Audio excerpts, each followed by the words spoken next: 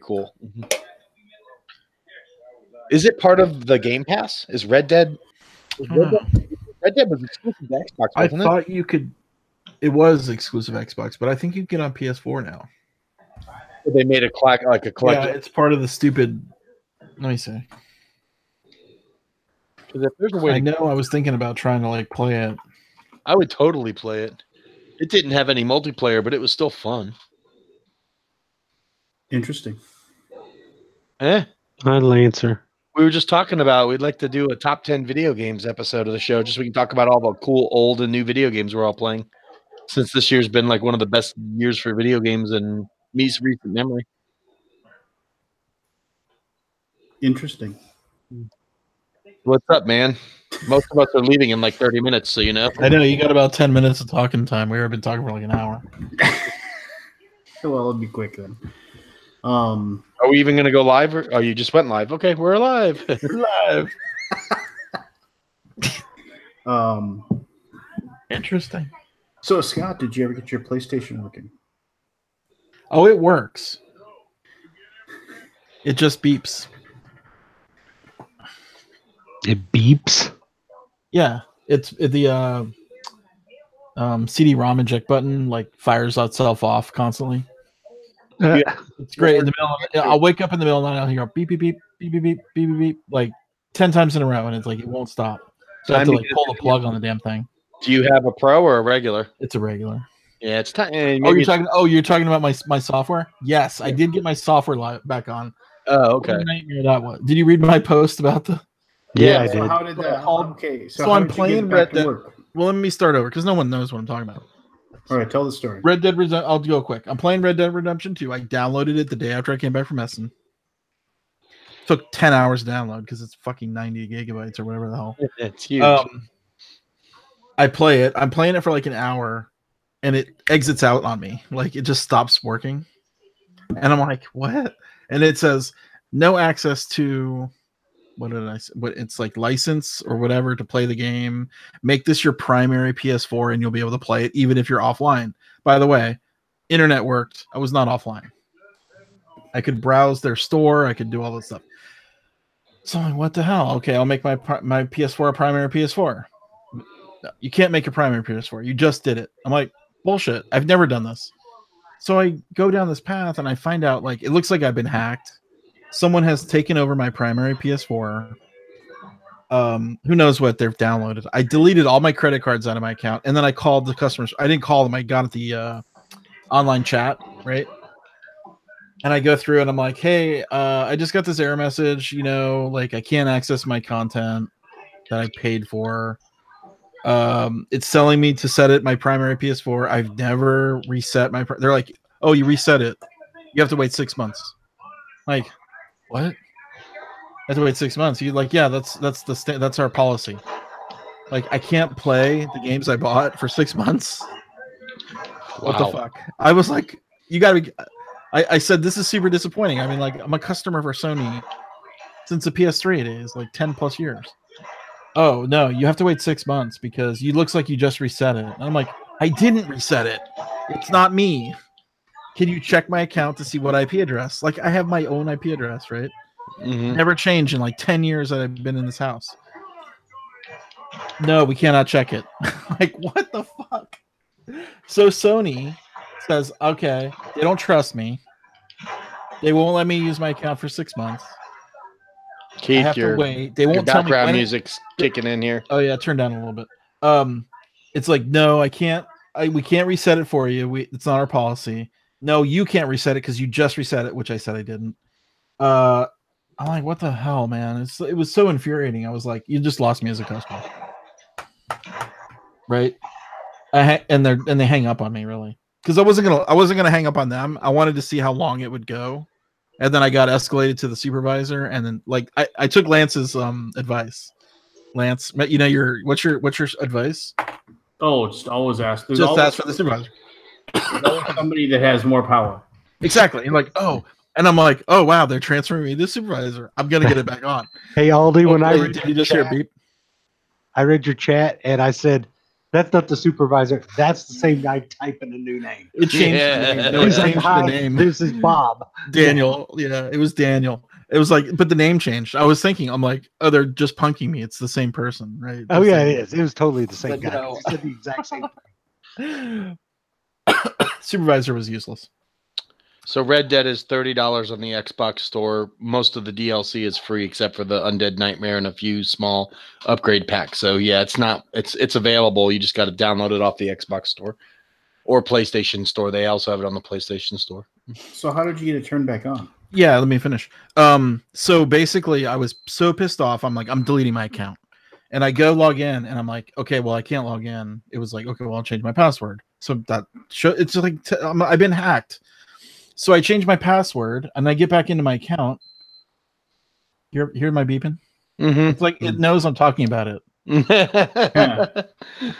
And then so, I changed my password and I log back in, and it's like, oh, your games are all there, and you can play them. And the little lock, there's a little lock symbol on the games when you can't play them and they're installed. They all unlocked. Played the game. I started playing the game again. I'm like, God damn it! Couldn't they have just told me this? Now, that being said, I cannot make this PS4 here in my house. The only one I've ever owned, my primary PS4 for 6 months. Like I said, So, I think it's time I'm like, for couldn't you a guys pro just tell me anyway. It's like a glitch. Yeah, I'm just like, oh, fuck. I just hate big companies, you know? Mm-hmm. Like They don't need you. I You like need them. Sony's products. I have a Sony camera. I have a Sony PS4. I like their stuff. But seriously, I have a history with you. My account, PS Plus for 10 fucking years, whatever it is, you know, the 2 games a month. Can't you look at my account and be like, okay, yeah, this guy's like, he's on the up and up. He's not trying to like steal games. Mm-hmm. I mean, I've given them hundreds, if not thousands of dollars over the years. Nope. Don't care. No customer loyalty, no company loyalty to me. I'm just a cog. It's frustrating. Anyway, there you go. So in the end of this game, the end of the story, I changed my password. It all unlocked, and now I'm fine. So, thanks for wasting my time, Sony. I found that I actually Microsoft and Sony's customer service are very they're just autonomous. it's the same everywhere you go. Well, actually, I wrote to Matthew saying, "Hey Matthew, should I like call Sony out and post this chat log on the BGG account, like just using my 75,000 followers?" I mean, because people do that to us all the time, right? They call us out for bullshit or whatever, and it's like, can I call them out? Should I do that? No, I didn't. So instead, I'm calling Sony out to our 14 viewers on YouTube. I remember there was one time when I like bought a game on the thing, and then like the next day it was like a free game or something like that. Oh no! Yeah. Oh, PS Plus. No. So PS Plus said it was a free game, and so I went to go download it, and I was just click download, but it charged me the $20 for the game anyway. And I was like, what? So I called their customer service, and they were like, yeah, we can give you store credit. And I was just like, I don't want store credit. You said it was free.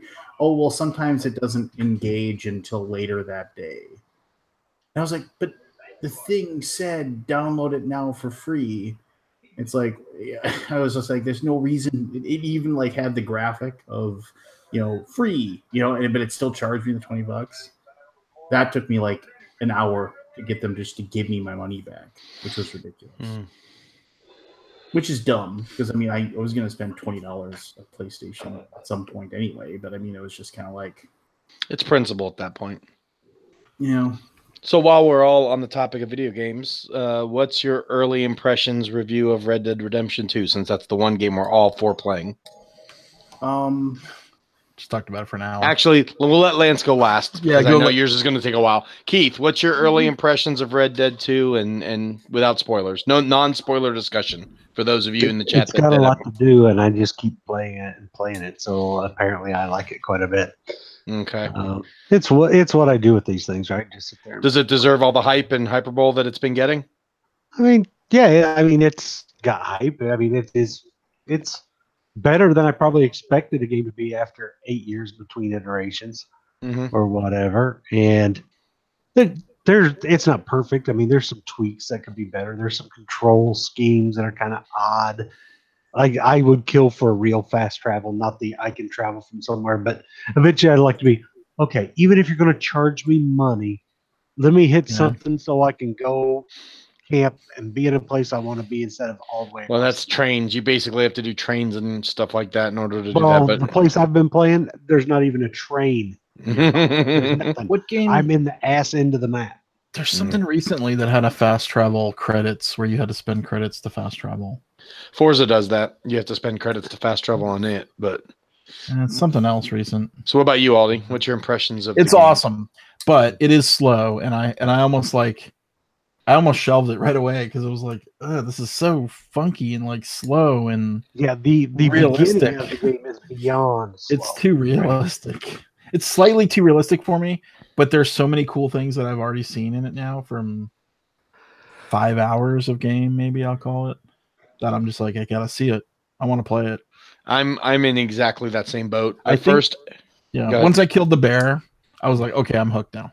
And there was legendary monsters or legendary animals to kill. I'm like, okay, I'm gonna play because I was exactly the same. The first 60 to 90 minutes, I'm just sitting here going, I don't like the controls. This game is at a snail's pace. Yeah. I'm like, seriously wish I hadn't bought it. And I was like ready to just put it away, go back to Spider-Man, go back to Forza, and just let it sit for a while.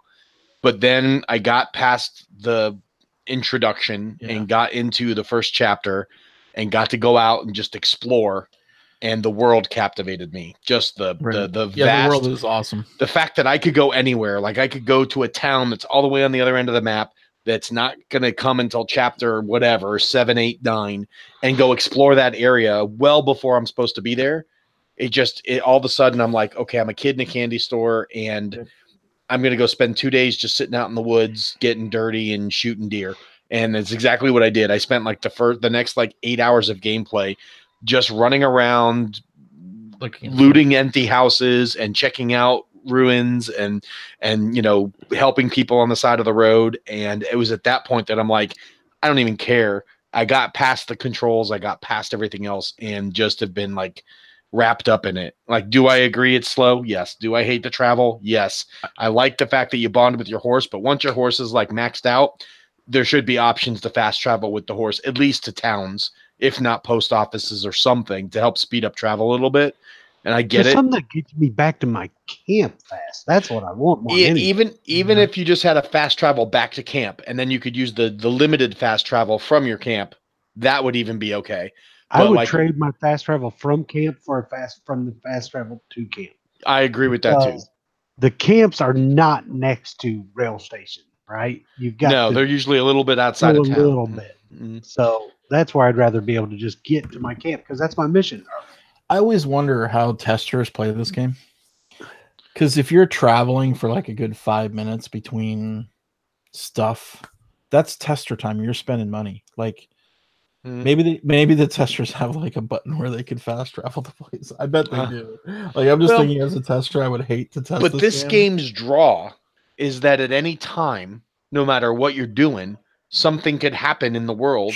Yeah. And if you're fast traveling anywhere, you're not going to find that guy on the side of the road who gives you a quest to go into the mountains and hunt something. And you're not going to see that. If I get why there's no fast travel right off the bat, and maybe, who knows, none of us have gotten that far. I'm only just beginning chapter 3. You guys both said you're in chapter 2. Maybe by chapter 5, the fast travel opens up and it's much bigger. Maybe they need you to explore. I think it adds locations as you discover them, but that's it. Lance, what about you? Before we talk any more about this stuff, let me say one thing for Lance. I think also combined with snow being the first scenario, being the first area you're in, makes it double slow because you're trudging through the snow. It felt like everything was in molasses. Anyway, that's all I want to say. I think that's there to make it feel even more open when it opens, right? Maybe. I'm sure everything's done for a reason in these games. Yeah, I mean, I've been there. We talk about it all. Distance in the snow. Everything's miserable. And look, now I'm out here and it's pretty. It's like coming out of the cave in sky. No, I liked getting out of the snow. Believe me, I was dreading the snow for being half. It was the whole game going to be in snow. All right, Lance, go for it. Lance. I play enough Fortnite, so I always hit the big button to pull up the map, and I really annoyed that you have to hit the options button and then X. And then an X. Yes, there should be a I quick want a button for my binoculars. I mean, there's like 5 million buttons on this damn thing, and you can't get the map up. I mean, without like, and it's such a jarring thing to use the map too. It's like ka-chonk, like you hit it. I don't like the sound of it. I don't like it. Just it's dumb, and it's okay. So let me. I've used the rough nail analogy. It's like Carpenter's reference. It's like, oh, look at this beautiful deck, but there's like this one nail that sticks up too far. It's called a rough nail. So it's like everything's great, but this little rough nail, it's so noticeable because everything else is so good. So like these are like rough nail problems is what I refer to. Like, so do you need to use your journal a lot in the game? Because I know there's a button for the journal. And I'm like, I've opened it 10 times, and there's like 50 pages to read, and I'm like, I'm not reading this. Well, see, I've read some things that they say you should read it because of course I know I should. I don't play games that way though. I like. But which one are you see 50 pages of text. Exactly. I've opened that journal accidentally as many times. About me. Yeah. I don't like these cores / stats, RPG stats. I feel like it's too micromanaging. 3 meters, right? Yeah, I don't. It's like, oh, you got to keep your core up, but there's also the other thing. It's just why did you do that? Yeah, I was telling them this off air. I would rather them have just had it to where it deducts food from the camp or money from the camp to keep your cores maintained, but the fact that you have to do it yourself is just another step. It's just I get it adds to the realism, but I don't want to have to remember to eat a can of beans every hour. I just got into a gunfight, so I need to use chewing tobacco so I can have my dead eye up. Yeah, it should just naturally regenerate, and you just have to keep track of the time. Like, I agree that part's micromanagement, and it's just more added stuff I don't need to want to do, and it's more inventory that I have to keep. Don't give me the course. Just have him bitch that he's hungry until you eat. Yeah, I would be happy with that too. Didn't Rockstar have food in GTA? Not 5, 4. But San Andreas, you could work out and get muscular. You get fat. I was thinking So the other thing, it's like, okay, I'm in camp. There's no negative to crisscrossing your bullets. It adds a slight amount of damage, and it helps keep your dead eye from reducing as much. So it's like a chore that there's no reason not to do it. But not only do you have to do it, you have to just sit there and hold down the button and just sit there and think to yourself while you. I was wondering what crisscrossing did even. What do you mean? And I'm like, it's an upgrade, a bullet upgrade. You can. So I don't even know how to do it. Are you carving like little X's on the bullet? If you go into camp, Pete, if you go into camp, there's like a thing to craft there, which is you take all of your bullets and he just takes out his knife. And if you hold down the X button, he does it, and he'll just keep doing it over and over again. But you've got 80 bullets. Or the first time I did it, I had 200. And it's doing one at a time. He's doing one at a time, and it's like, and there's no reason not to do it because it increases your damage slightly, and it decreases the amount of dead eye it costs to shoot the gun. So there's no nuts. I wonder if these guys sat in a meeting and been like, well, how can we really annoy people? I have 600 bullets on me at any one time. Everything about that in cooking your meat in the campfire. It's like, oh god, hold on the button, and it's like, do you want to do another one? Yes, I want to do another one. I want to cook all of my meat. Why? This should just be a cook all my meat, hit the button, and it should just do it for me. Can you even store cooked meat? I thought you had to eat it once it was cooked. No, it sits on you forever. You can sell it. Yeah, I feel like there's just too much micromanaging stuff. If they took out cores and some of this other stuff, eating cores. Now, is sleeping a thing? I've not. Yes, I slept if one you time sleep in this whole game. If you sleep, it replenishes your cores. Okay. Yeah. But Do the food too. How do you take a shower? By the way, the guy's complaining that he's saying he's not. Oh, you got to go into town and take a bath. Oh, it's in town. Yeah. Or you can just go into the river. Yeah, if you jump into the river or lake, it cleans you. But if you go into town, you can pay 25 cents to get a bath, and then you can pay 50 more cents to have a lady give you a bath. Yeah, there is. Oh yeah, there's a whole mini game. You can like have her wash your legs and arms and all that stuff. It's nice. It's not dirty. It doesn't go dirty. It's just they come in and bathe you basically for 50 extra cents. They bathe you, and it's a little cutscene. Dude, I just found iguanas. No, so it's just like there's. It seems like they were like, let's just throw everything in, and that's cool. I mean, that's fine. Yeah, it's super over the top. Well, and the whole thing is that it's just like I'm still in Act 1. Why? Because I'm just going out and I'm robbing people, getting their belt buckles and stuff, and coming back and donating them to my camp because I'm not going to go and do any of the quests until basically I've upgraded my camp to maximum. So that's what I did. Yeah, and just so I'm you going should out. advance a little bit because you can get more money by doing other things. Like there are a few story quests that give you quite a bit of cash. So, but yeah, I get you. I did the same thing. I only did 2 or 3 story missions and then open worlded it until all of my camp was upgraded. There's that one place, and I'm sure there's more, but there's that one place that the train station where those guys are playing poker, and you can go there and play poker. Yep. And you can win some money. Great, right? And so I've done that just like because I like playing poker, and it's just like okay, it's an easy way to make a little bit of money. But the way they handle it, just the super slow, methodical pace of playing you poker. can skip some of it. Yeah, you can skip so slow. You can't skip every single time. Oh, I won. Let me slowly reach forward, break all these chips, make my little comment that I made 3 seconds ago again. You're just so 1 to 10. Initial ratings, obviously none of us have finished the game and we're all in the very early stages, but let's just get our initial ratings and then what we think online will be like, because online's a whole nother game basically that's coming out the end of this month. So Keith, the initial rating with the limited play that you've done so far, 1 to 10. 5. Okay. That's how many hours a day I play it. All right, Scott. I'll say 8, but it's probably going to be like a 9 once I get past some of the bullshit. Okay, like it sounds like you and Keith are in the fun part of the game. It does get better once you get. I'm a little like. I won't spoil, but I will say there's a lot of annoyances that I'm trying. The game does pick up a little bit of speed towards the end of Chapter 2 and into Chapter 3. I'm still liking it.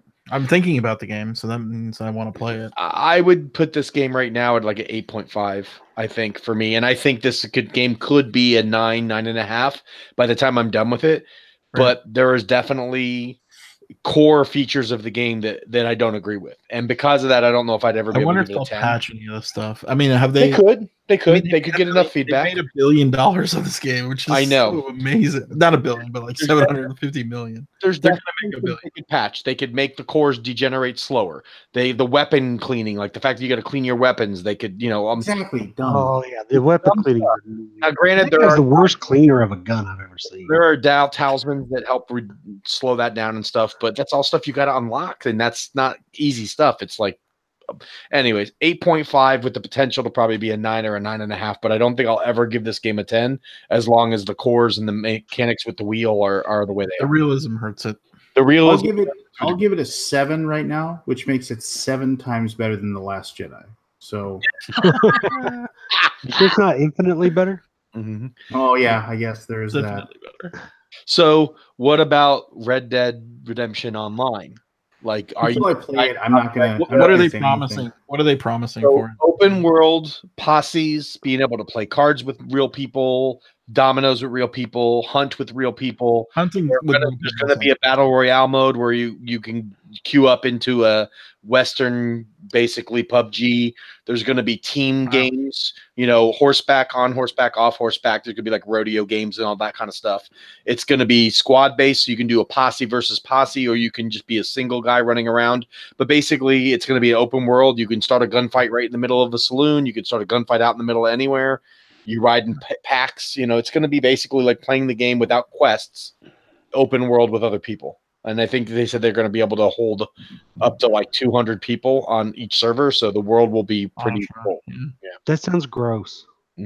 So I wonder if it'll be the thing that excites me about really online out of all that is the group hunting. Group hunting, I think, will be fun. I think going out and hunting legendary creatures, and these are, and these are going to be different than the ones that are in the single player game. They're going to have like a whole new category of animals and whatnot.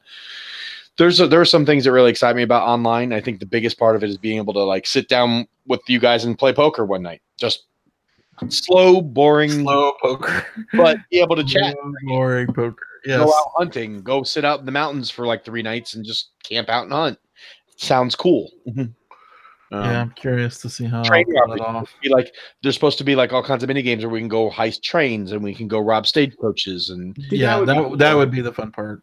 Yeah, throwing Aldi off of the train, watching him fall, and like some of it's just going to be open world. Everyone's involved, and then there's going to be like instance things we can do, like the battle royales and the train heists and all that stuff is going to be queue up as a group, and you set up this train robbery, and then you go do it against NPCs and stuff. So there's going to be some co-op type stuff to it, and then there's going to be some open world. Just hey, you walk down the middle of Valentine and there's a guy and he looks at you funny. You could just start a gunfight right there. But there will be online law that will help police the online world. So if you just run around gunning people, you will still have to deal with the law and the sheriffs and the escalating difficulty of the lawmen. So it's not going to be like a pure just only people. There will still be NPCs. The vegan police will come get you. Yeah. So. Yeah, I mean, it seems like it'll be pretty cool, and I think it's going to be buggy as all hell in the first month because everyone's going to flock to this. So I probably won't jump right in, but I'll probably wait 2 or 3 weeks after the first few patches and then go try it out. Did you ever play the GTA 5 online? No, but I hear everyone loves it. The game's still. No, and I tried it. I'm like, I didn't get it, but maybe I missed it. I knew there was like a 2-team based GTA 5, maybe it's GTA 4. These type of games are only good if you have a solid group to play with. I think if you go into GTA Online by yourself, you won't have nearly as much fun as if you have 3 or 4 people that you can jump in together and like tonight, let's go hunting. Tomorrow night, let's go play poker in Valentine or Strawberry and see if we can cause a bar fight. I mean, that's the kind of stuff that's fun for these online games. If you're a lone gun, you can have fun being in the online world only because you can compete against other people for like hunting and trophies and stuff, but I think the real fun of it is setting up a group of 4 or 5 people and going in a posse and doing stuff together. Online, I'd rather just play the single player if I'm just going to run around by myself because then I don't have to worry about douchebag X shooting my deer or stealing my horse while I'm out hunting. You leave your horse on the road, someone's going to run up and grab it. So but in a posse, well, now you come mess with me, and I got 3 guys sitting right over here. They're going to gun you down. So. Yeah. Well, I hope it's as good as what it sounds like when you talk about it. Well, there's all kinds of stuff on it. You can they're leaked. Like actually, the achievement. Well, I mean, I know GTA 5's they've been doing it for years. I never found it intriguing at all. 4 years ago, GTA 5 came out, and the online still generates hundreds of millions of dollars a month. I think they said it's already earned like $16 billion over the last 5 years. We're in the wrong business, guys. They make like $300 million a month in GTA 5 online just on the shark card purchases and stuff. So Red Dead was going to be even bigger because this game has already sold more copies at this point. It's probably sold opening weekend.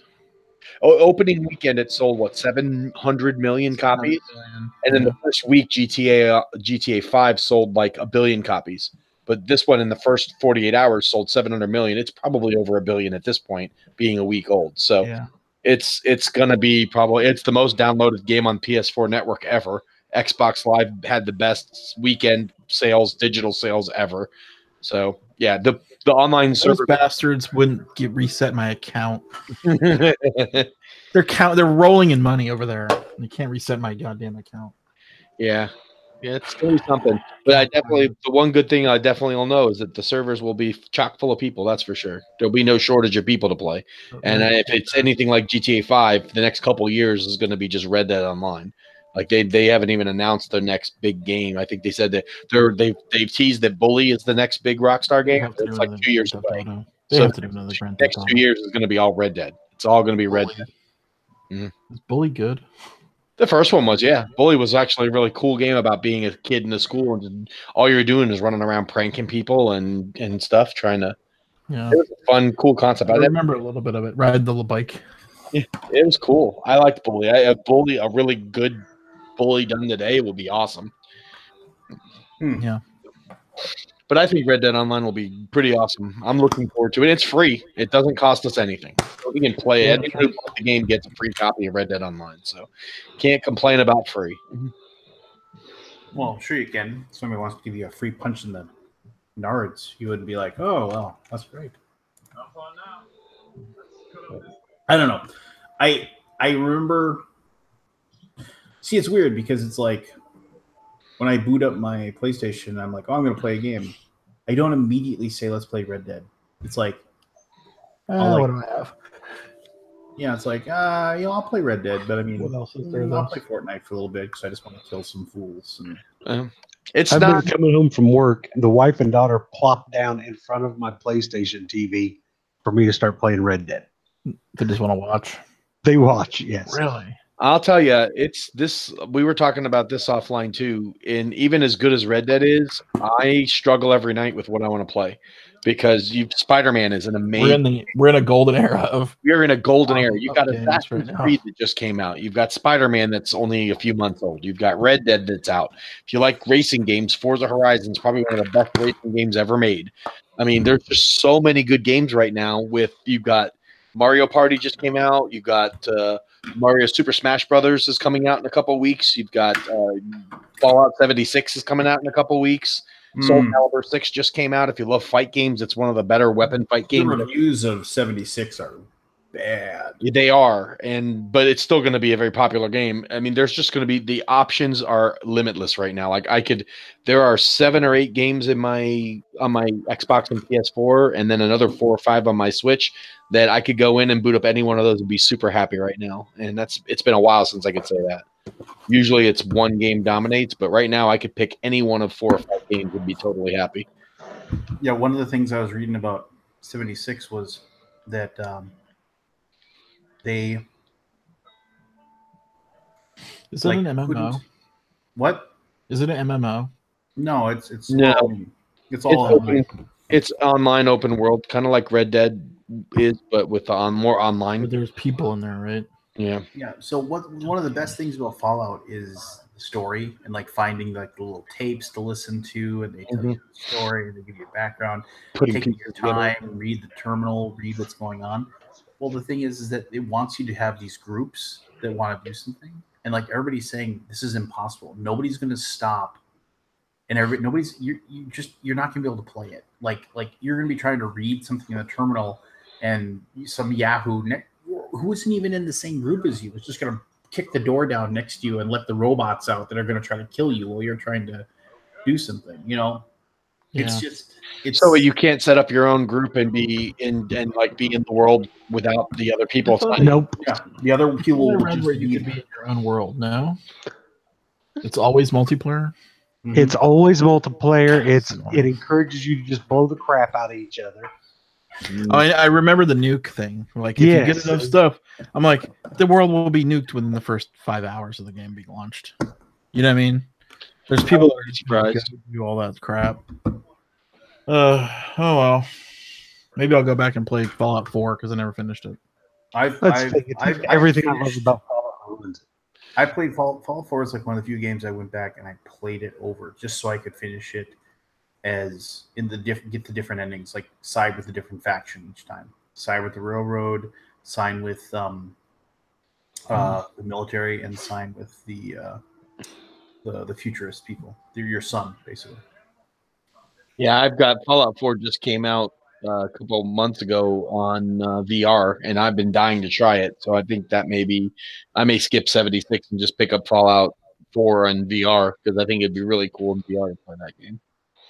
I've played Fallout 4 3 full times through, plus a modded world once. Wow.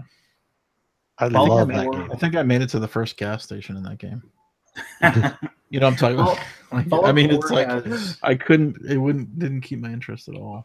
Fallout 4 for me had like the single one of like everyone's fault. Like Red Dead Redemption had that moment where like when he made it into Mexico and then it all of a sudden became a movie. You're just like, this is cool. And then they had the Jose Alvarez song being played and they just showed him walking. For Fallout 4, for me, it was, I forget what mission it was, but basically you come out and the military shows up in their giant airships, and like you haven't seen anything like that in the entire game. And like you look up and they're just like, it's like, citizens, we are here to help you. It was like, oh, it was like perfect. And the thing was, is for me, it happened at night. I don't know if it can happen during the day. Otherwise, it just happened at night. So they came in with spotlights all over the place, and I was just like, yeah, this game's pretty awesome. So hopefully they make 76 good. But it doesn't look like it will. I hope they do too. 2 weeks. Yeah. I mean, it comes out in 2 weeks, right? Well, I think just which means it ain't changing. Well, no, it's not going to be good at release. I think 76 will probably be good next year.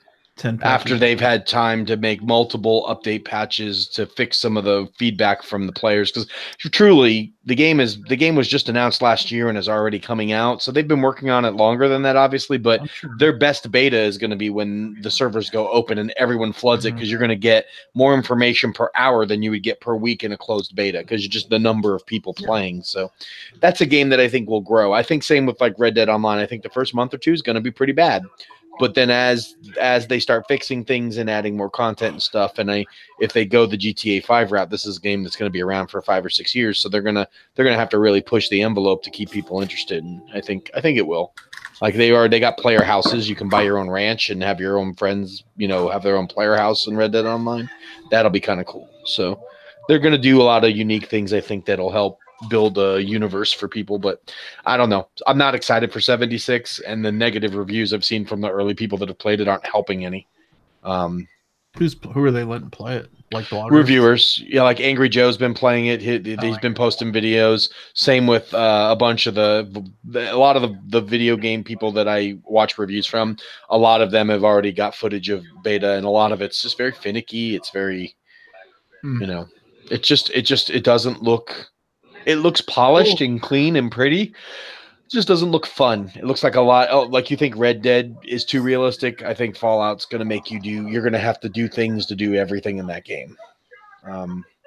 Except you're going to do it at an online pace. So you're going to be trying to keep up with your. Of the online. I mean, I guess it could be like Halo or Destiny. Not Halo, Destiny. Destiny 2. Not sure. Oh man, so I'm jet lagged to crap. Oh, Trite. How was your Essen? Did you guys watch any of our Essen stuff? I have not. We had a kick. I've been busy prepping. It's hard when it starts at 3 a.m. U.S. time. Yeah, it was good. We had a good time. We had a good show. It's so overwhelming. I can't even tell you guys. Like, imagine the busiest day Gen Con is. Every day. So it's like Saturday at Gen Con every day? It was Saturday at Gen Con the first day. It was Saturday at Gen Con the second day, third day, and Sunday was crazy too. Like, anytime I left the booth to go do something, or even just to go to the bathroom, I regretted it. Wow. I'm like, why did I leave the booth? I'm trudging along at a snail's pace to try to get around. And it's taking 20 minutes to walk to the bathroom, which is like not even a 5-minute walk away. I was like, oh my god, it's so crazy. I don't even understand it. I don't know if they released their numbers yet, but it has to be way bigger than last year. It felt so crowded, and there's 6 halls or 7, 6. Yeah, I don't miss not going to Essen. I've not been. Tough. I mean, I love it. It's amazing, but it's hard to be an attendee, I would imagine. Well, let's talk about an actual awesome show coming up soon. So how's BGG prep going? I just got back, so I think it's good. It's fine. It all ramps up next week. I mean, everything's in line. Everything's lined up. What else? There's like maybe a couple of things to do. Now, of course, you're waiting on the packages to arrive. We shipped 8. No, how many pallets did we ship? Oh, of Essen games? Oh my god, there's so many games, guys. So out of the 1,600 or so games that came out, how many did you acquire for BGG's library? Like 1,000 of them? No, not that many. Probably like 500. Wow. which is still impossible, like to think about, like to wrap your head around. Like it's so nuts. So you got a third of the games that came out of this, and you're bringing back, and it was 7 pallets worth. It's 7 or 8. I think I'm looking at the messages real quick here. Let me see. That's crazy. Essen. Where'd they go? Jeff basically drove them to Frankfurt to fly out the next day. Mm-hmm. We filled up the entire truck. Wow. It's really ridiculous. I mean, there's so many games. And honestly, a lot of the games I personally saw, like being demoed, were games I would play.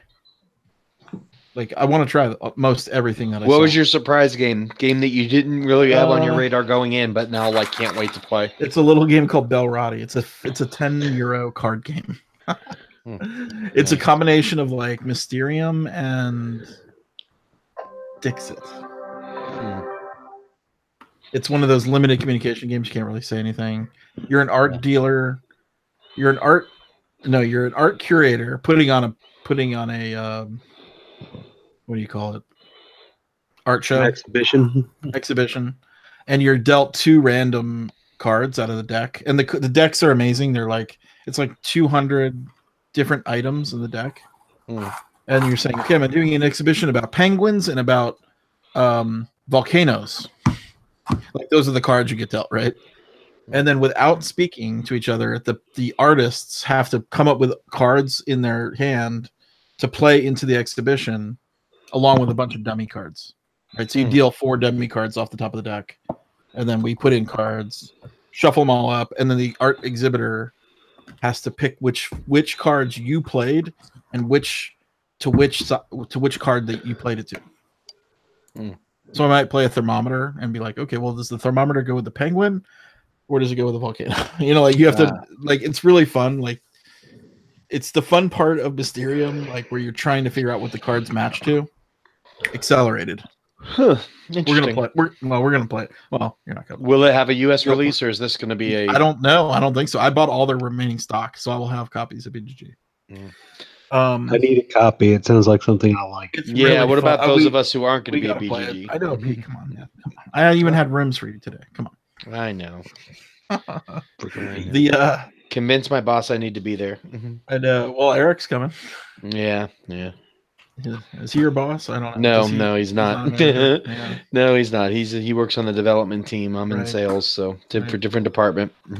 Gotta sell some games. That game came out of nowhere. It was on the Fair Play list. You have the Fair Play magazine. Like, you need like 10 votes, I think, to appear on that list. And so it appeared, and everybody's like, okay, where is it? And we found where it was, and the guys had like 200 copies, and I'm like, they were selling them like really slowly, right? And I'm like, we played it, and like we went back to them, and I said, I will buy every copy you have left over at the end of the show. Oh, nice. And they only had like 25 copies left over. So I think the Fair Play list had boosted them up and sold it. And people talk, right? Everybody's like, what'd you talk? What'd you play? And I'm like, I played nothing. There's no time. And then that came around, and it's so quick. It's like, and it's easy to find and buy, and like, you're like quick play and done. So that's one of those games really do well at Essen, because especially if they're good. It's the long games that are really hard to evaluate. Yeah. Underwater Cities looks amazing. Does it have sharks in it? Are there any sharks at all in it? No. Oh, God. You send a friend to Essen to scout for you, and he doesn't find anything. It's an interesting game. It's like an action.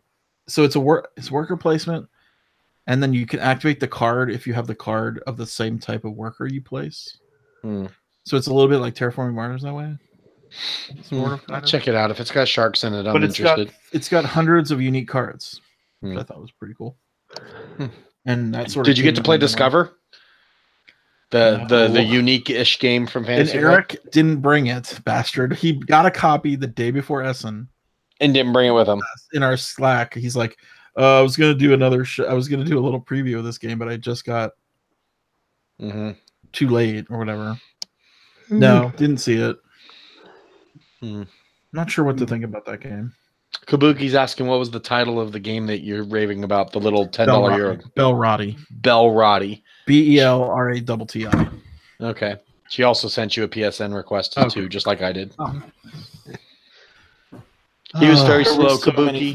He was very slow on that. He just answered my request tonight from when we both sent him requests like 2 weeks ago. So he'll get to you.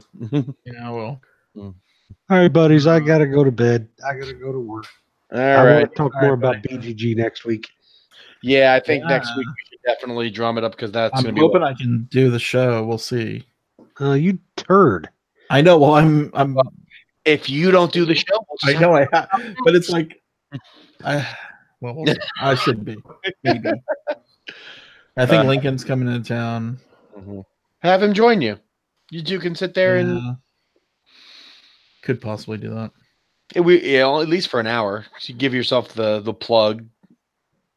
Yeah. Plus, we can talk more Red Dead because by then we'll have all probably gotten into chapter 3 and 4. Have you guys heard of Monsterlands?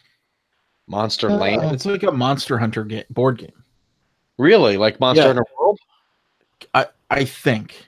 That may be overstating it a little bit, but you basically build up your character and then you hire mercenaries and then you go hunt monsters. Like, isn't that Monster Hunter? Yeah, I think basically. I've not played and it looks amazing. The art is fantastic, and it's Euro and what kind of monsters? Like dinosaur style monsters? Yeah, like fantasy, not fantasy, but like weird fantasy monsters, like big giant orcs, trolls, dragons. That kind of stuff. No, it's not standard. It's more like, I don't know. Let me see if I can find one. Like big wyvern looking things, big, probably like random craziness. When did this come out? It came out at Essen. Yeah. What's it called again? What's the name of it? Monsterlands. Monsterland. I'll take a look. But it looks really cool. I'm fast tracking it for hopefully fast tracking it for game night. Okay, cool. It looks really nice. The art is great.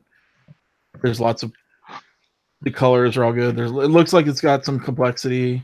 Oh, it's on a Kickstarter apparently. Someone in chat just said that they got it a Kickstarter. Kickstarter, yeah, they just got it. All the fancy bits. So it was on Kickstarter. So we can search it on Kickstarter to take a look at it. So. Yeah. Or BGG. Or BGG. Hanging up. Good night. See you, man. There was another little tile placement game that looked really cool, like a fantasy dungeon crawl kind of thing. Where if you put your tiles next to each other and like you connected like grids, you would like unlock things. Oh wow, Monsterland does look cool. I've seen that box art before. It looks like a big giant piranha with big teeth sticking out. I've seen that box art somewhere, so I've seen this game, just not this version. Interesting. Looks cool. There was a lot of cool stuff. It's hard to take it all in because there's just so much, right? Like if you sit on the BGG booth for one day, like just watching all the games, you're going to see 50 different games cross your eyes in one day. Well, that's the thing with a fair that big. Oh my God, Magnastorm from Feuerland looked great. Yeah, that's the problem. That's the problem with a fair that big is that no matter how, I mean, even if you didn't have to work in the booth at all, if you spent all 4 days walking the halls trying to look at games, you still couldn't see them all. You can't. You cannot. Even if you had a map of like you probably still couldn't see it all because you would not be able to see it all. You could prioritize, right? I mean, sure, you could pick the top 500 games you want to go see and probably hit those booths. Hopefully, get multiple games at the same booth. But there's no way you could hit. You said there was 6 halls. There's no way you could hit every booth. And each hall is like Gen Con. Not quite Gen Con, like maybe half of a Gen Con. Like Origins. Maybe bigger than Origins. Yeah, that's tough. Like that would need to be a week-long thing. That would need to be like a Monday through Sunday type deal to be able to see everything. And I wonder if they did extend it. I wonder if it would thin the crowds out. Like some people would come like during the week, some people would come just on the weekend. It's so mind-boggling hard to do it. Like I'm wiped. Yeah. Like my whole body is sore. I am tired. I'm like falling asleep at my desk. I fell asleep at my desk last night. You take a couple days to recoup after. I know I'm trying to, but I got a lot to do. I got bugs to fix and people to talk to, and it's just a monster show. I wish you guys could come. It would be fun, but I think for me, I would have to do it on my own, like that. It's with my new job now. I don't have any business to do at Essen, so it would totally be me taking vacation and going. And I could, but that's not a cheap trip to do, not being covered by the company. So, but it's probably a multi-$1,000 trip because the flight and the hotel. It's probably at least $2,000 between the two, because the flight's probably like $1,200 to $1,300. The hotel's going to run you at least $7 or $8. Food, and then traveling. I mean, not that you probably have to travel that much. I mean, you're probably going to stay near the site. There are lots of things to do close to the convention area. Yeah, there's no reason to leave. But still, yeah, it's a good $2,200. So I could probably go, but not having a ton of extra money to spend on games, it would kind of feel pointless. And you're like 1,500 games where you want to buy everything. Yeah, and then you got to pay to ship them back. Exactly, and you're paying. Yep, it wasn't the price on the shipping was not terrible. It was like $75 for a 30-kilo box. And how many games fit in that? Roughly, a lot of games fit in that. Yeah. You all right, Lance? Yeah, I'm fine. I want to ask you guys something. Like, this is totally not even part of this. So, we jump around on this show. Yeah, we do. Jump around. Jump up. So, Reavers of Midgard, a sequel board game to Champions of Midgard, launched on Kickstarter. Mm-hmm. They got 105K opening day. Mm-hmm. I just go to the Kickstarter, and this isn't anything. It's like $69. You get a copy of the game, Kickstarter edition with the exclusives, blah, blah, blah, blah, blah. There's some like exclusive wooden pieces and things like that. Great. Fine. Whatever. So you get to add-ons. It's like $69 to have an extra copy of Reavers of Midgard Kickstarter edition. Okay, fine. Mm-hmm. $25 gets you a Reavers of Midgard neoprene mat. Okay, fine. Okay. Cool. $50 gets you a copy of Champions of Midgard retail edition. Is that the normal retail price of the game, or is it a discount? Sure, maybe. I don't know. I don't really care about that. Below that, one copy of Champions of Midgard Jarl edition includes Valhalla and the Dark Mountains expansions plus upgrades. $45. It's 45. cheaper. What? Why would anyone? Why? And then you can get the neoprene mat for $25. But why is that? Did they screw up and put the wrong price? I think somebody screwed up. So they're basically saying you can have the first Champions of Midgard and all the expansions for $45, or you could buy the one game. Doesn't make sense. I wonder if they made a cheaper version, like a more discounted version. What does Jarl version mean, like versus retail version? I don't know. Either way, it can't. I'm looking in the comments to see if there's anybody asking about it. Like, why that does? Oh, here we go. I got it. Why is the Jarl edition cheaper than the base game? The Jarl edition is both expansions in a box large enough to hold the base game, but the base game itself doesn't come included. Wait, what? So why are they calling it Champions of Midgard? Just a box, and it should it should be called the big box. Just a box, not. It's a wording thing. They shouldn't be calling. Somebody's gonna end up getting screwed on that, and they're gonna be like, we would have just got screwed, both of us, because I would not have read that fact. Nope, and I would have bought that thinking I was getting the game. It says one copy of Champions of Midgard Jarl edition. That is sounds like the game. Yep, includes, and it doesn't say, and it doesn't even say. Does not. It should say does not include base game. It should say does not include base game. So for $95, you can get the basically first Champions of Midgard all the expansions in a special box. Yeah. That's like those people that like went on eBay and sold like the box PlayStation 4 box, and they here's the box. PlayStation came in. I told you there was a couple times new box in my Spider-Man Edition PS4 Pro that I almost got suckered into buying a box until I read the description and saw this is just the box. This should be illegal. It should be illegal. It's not, because you can sell anything on eBay, and there's nothing saying you can't sell a box. And if dumb people bid it up to $400, then that's them. Yeah, dumb bidding it up. Yeah, sure it is. It But just shows you how crazy Kickstarter is. They're like after Essen, where let's say $5 million went through that haul, maybe 10.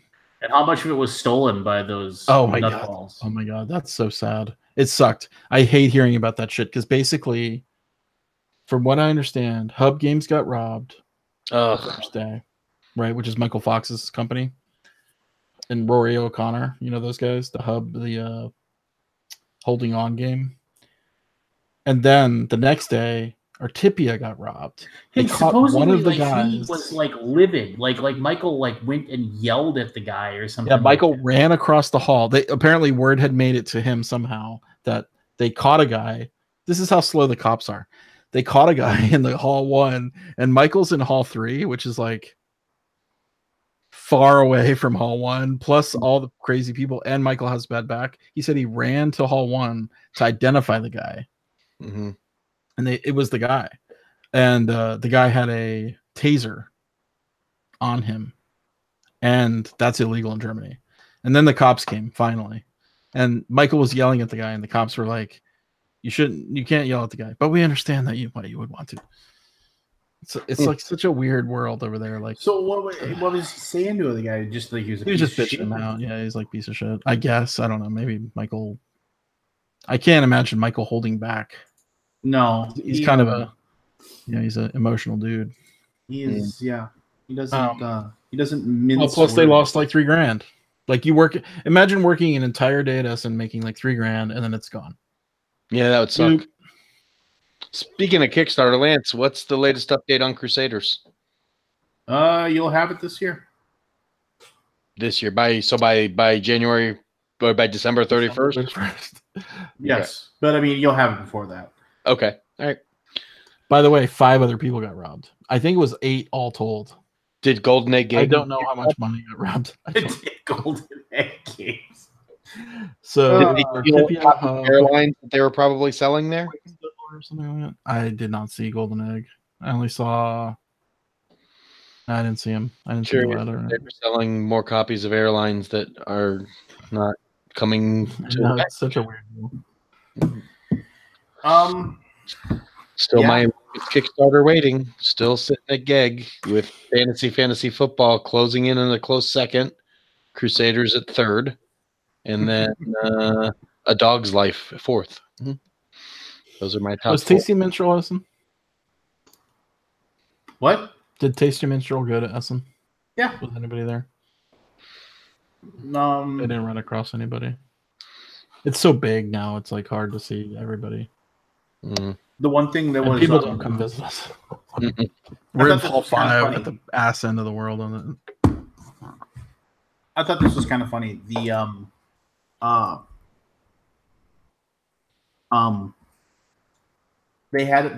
we shared a booth with Game Brewer, which is like they partnered up with us in a lot of these games, and they Game Brewer provided free beer like to people, libations, when they came and demoed, and which is obviously something my company would never do.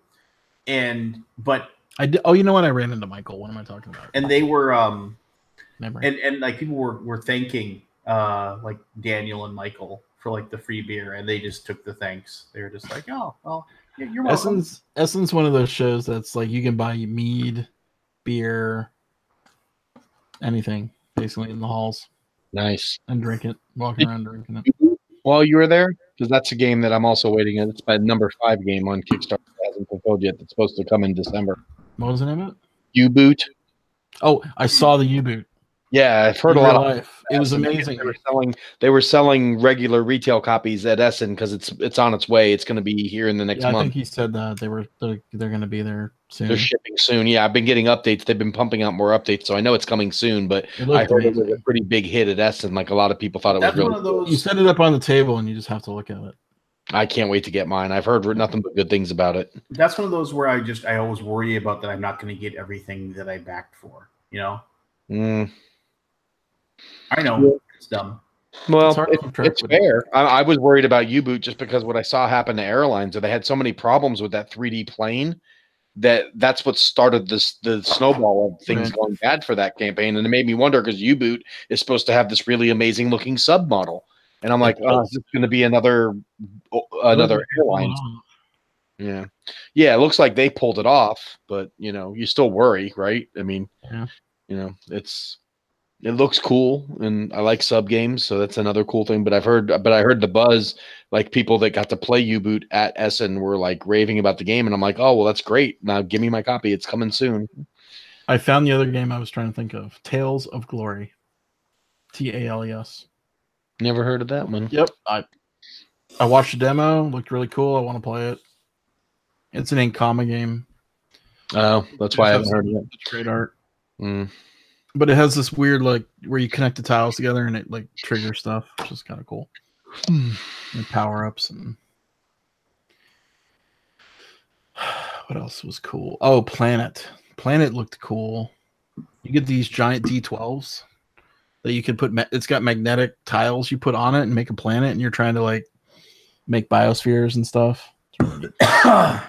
Chunky, giant D12. Or is it? Yeah, it's a D12. I always want to. Yeah, okay. I got the all-in resin pack on that one. For which one? For U-Boot? the U-Boot. Yeah. Did I do that? Let me see what I've had. Yeah, I went all in on that one, I think. Let me double check. But yeah, that one definitely caught my interests way back when it first came out, and I've been excited for it. And it hasn't been delayed or anything. I think the actual Kickstarter fulfillment is December 2018, so it's not late. Yeah. But I'm just like, it's one of those ones where I wouldn't be surprised to hear there was production delays and all that. But apparently they had it for sale at Essen, so that means the game is done. It's just a matter of getting it across the pond. Yeah, I did the basic pledge, but I added a bunch of money, so I don't know what I actually bought. Well, if you go to backerkit.com, you'll be able to see what you added on. I don't have to go to BackerKit. Oh, skip Kickstarter and just do BackerKit or sell the game. How do you get to your old projects from BackerKit? Just log into BackerKit. Yeah. And then you'll be able to see like all the things that you backed, and you just gotta find it. You know, or you can search the projects up in the top. I have a creator account. Oh, you know what? I have to. You have to log in, not as a creator. You gotta. Yeah. It's a weird thing when you go to backerkit.com. You have to do the I'm a backer, and then log into your backer. Oh, that's what it is. I did not go with the all-in-one pledge. I did the basic pledge, but I have to look and see in the backer kit if I added that stuff on. Sometimes I go with the base pledge and then add it. That way I can pay for it in 2 installments instead of having to come up with all the money at once. So a lot of times I'll do the base pledge and then just do the add-ons and get basically everything when the pledge manager comes out a month and a half, 2 months later. That way I can spread out the payments a little bit. Yeah. Yeah, I don't know if U-Boot will even be fun, but it will look cool. It does look cool. Cool factor on the table. It looks amazing. Yeah, and then is there any way to look at your original survey? Sometimes if you click on the campaign and Kickstarter, it just says project. Got your responses. Well, I don't know what my responses are.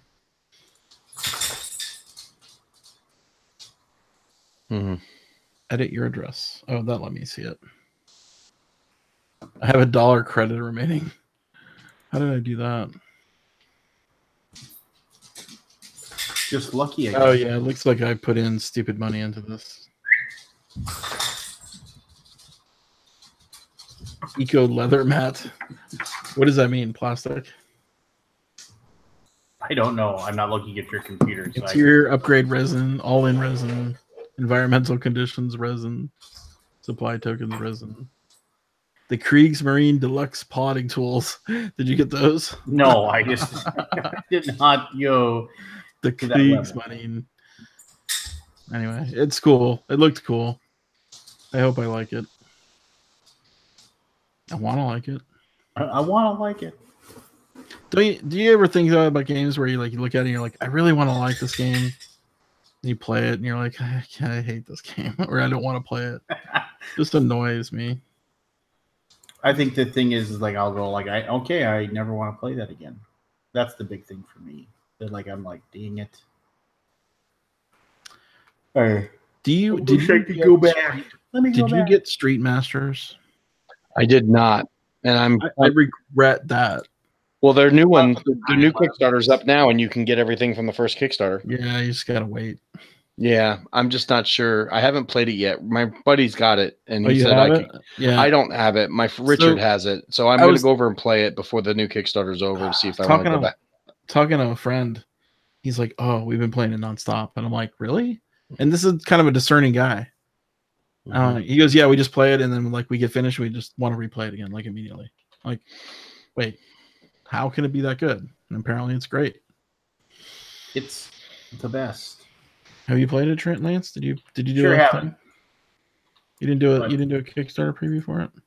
No, that was that weird one where they asked you to do it, and then I said, yeah, he talked about this story. Oh, yeah, I said, yeah, sure, I'll do it. And then like they're like, okay, we'll send you one. And then they're like, go ahead and send us an invoice. And then they never sent me anything, never paid me any money, and they and then didn't respond to any further emails. So it's weird. I wrote them in Kickstarter and I said, hey, I really want to get this for BGG-Con. Can you send me, do you have a spare copy to sell? And no response. Which is weird, because at least you could just say, well, no, we don't have any copies, but here's what you can do. Or, back it on this one. I mean, I backed it, but I was kind of hoping to play Scott who? Yeah. I said, hey, this is Aldi from Board Game Geek, by the way, in my email. Just kind of They're like, we only know Adley. Sort of name I drew. Yeah. I fixed my jersey, by the way. I got a new one. Oh, you did? Nice. Yep. Lame. What are you going to do with the old one? You're going to auction it off at BGG? I don't know. Who would want it? Someone named Adley. Hey, no. I don't think nobody gets to be an Alaboomer except for the Alaboomers. Exactly. If you should give it to an Alaboom. You should anybody who's a watcher of the Alaboom can come and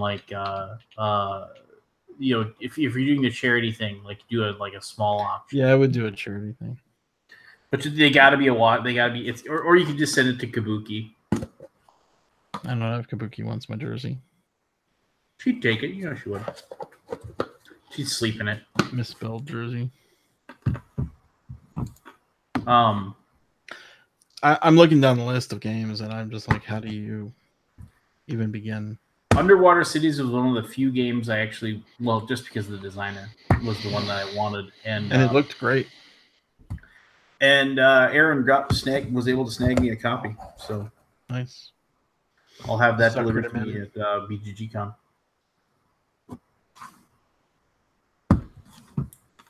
So that'd be nice. Yeah. Mm-hmm. I don't know. Kabuki said she'd be sleeping in the misspelled jersey. There you go, buddy. All right. I came to a revelation the other day. I was sitting there, and I know I've been trying to get rid of my games, and I've now gotten rid of. I was about to say, you 200-300 purged, right? I'm just gonna. I'm literally. I'm gonna take a couple days off of work next week, and I'm gonna no holds barred. I'm gonna stack them all up in my garage. I'm going to bring what I can over to that place that's just basically giving me, store credit against the hi-fi stereo system, and whatever he doesn't take. I mean, I'm just gonna tell anybody, you just come over and take these things.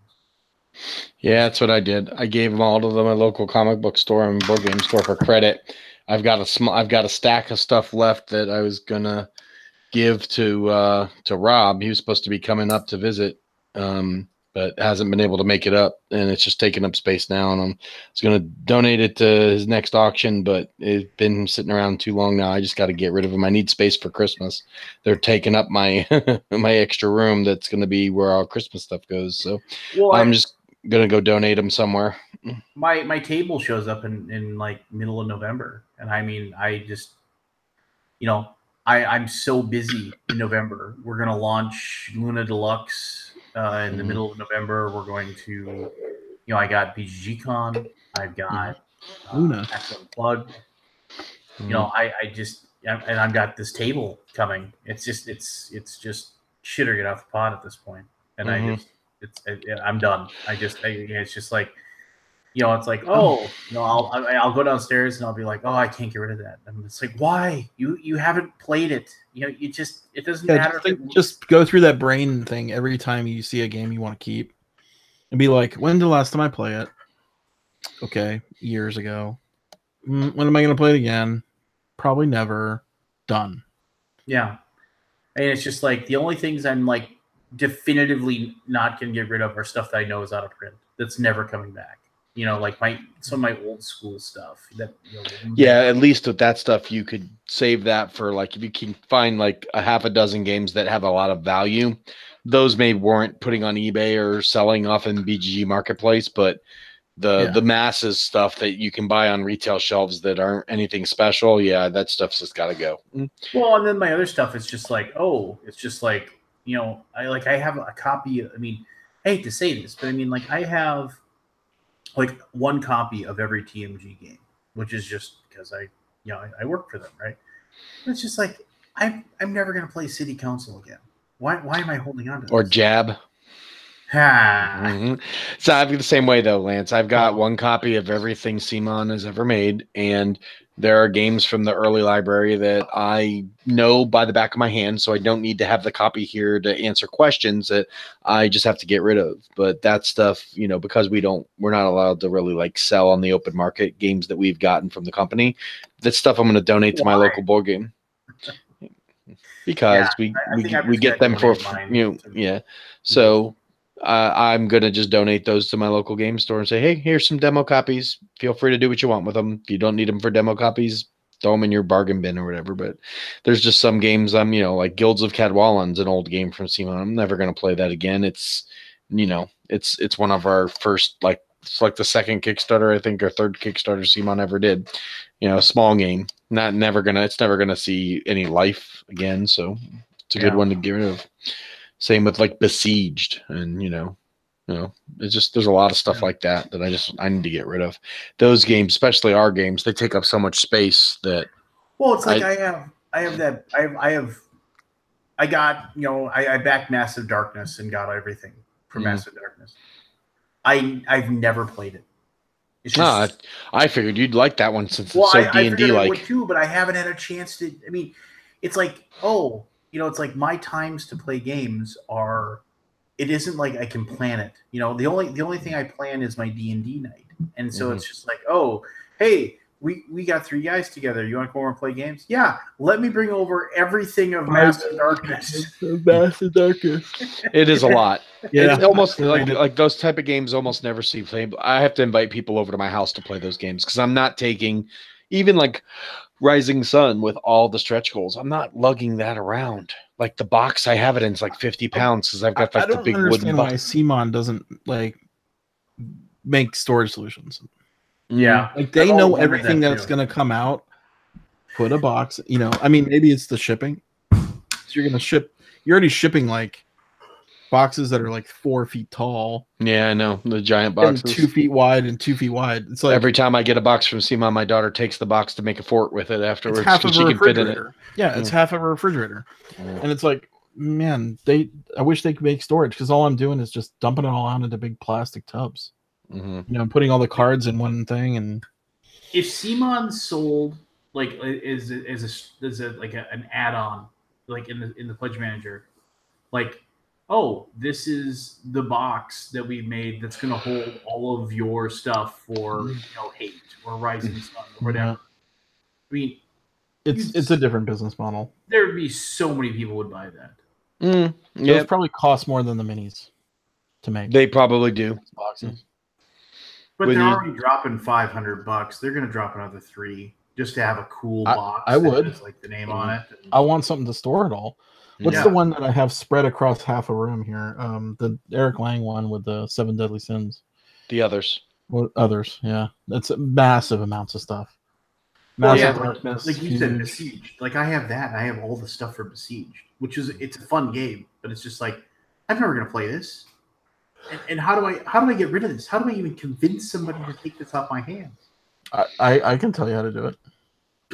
Sell it for $10 at the BGG Con library in spring and make yourself feel good.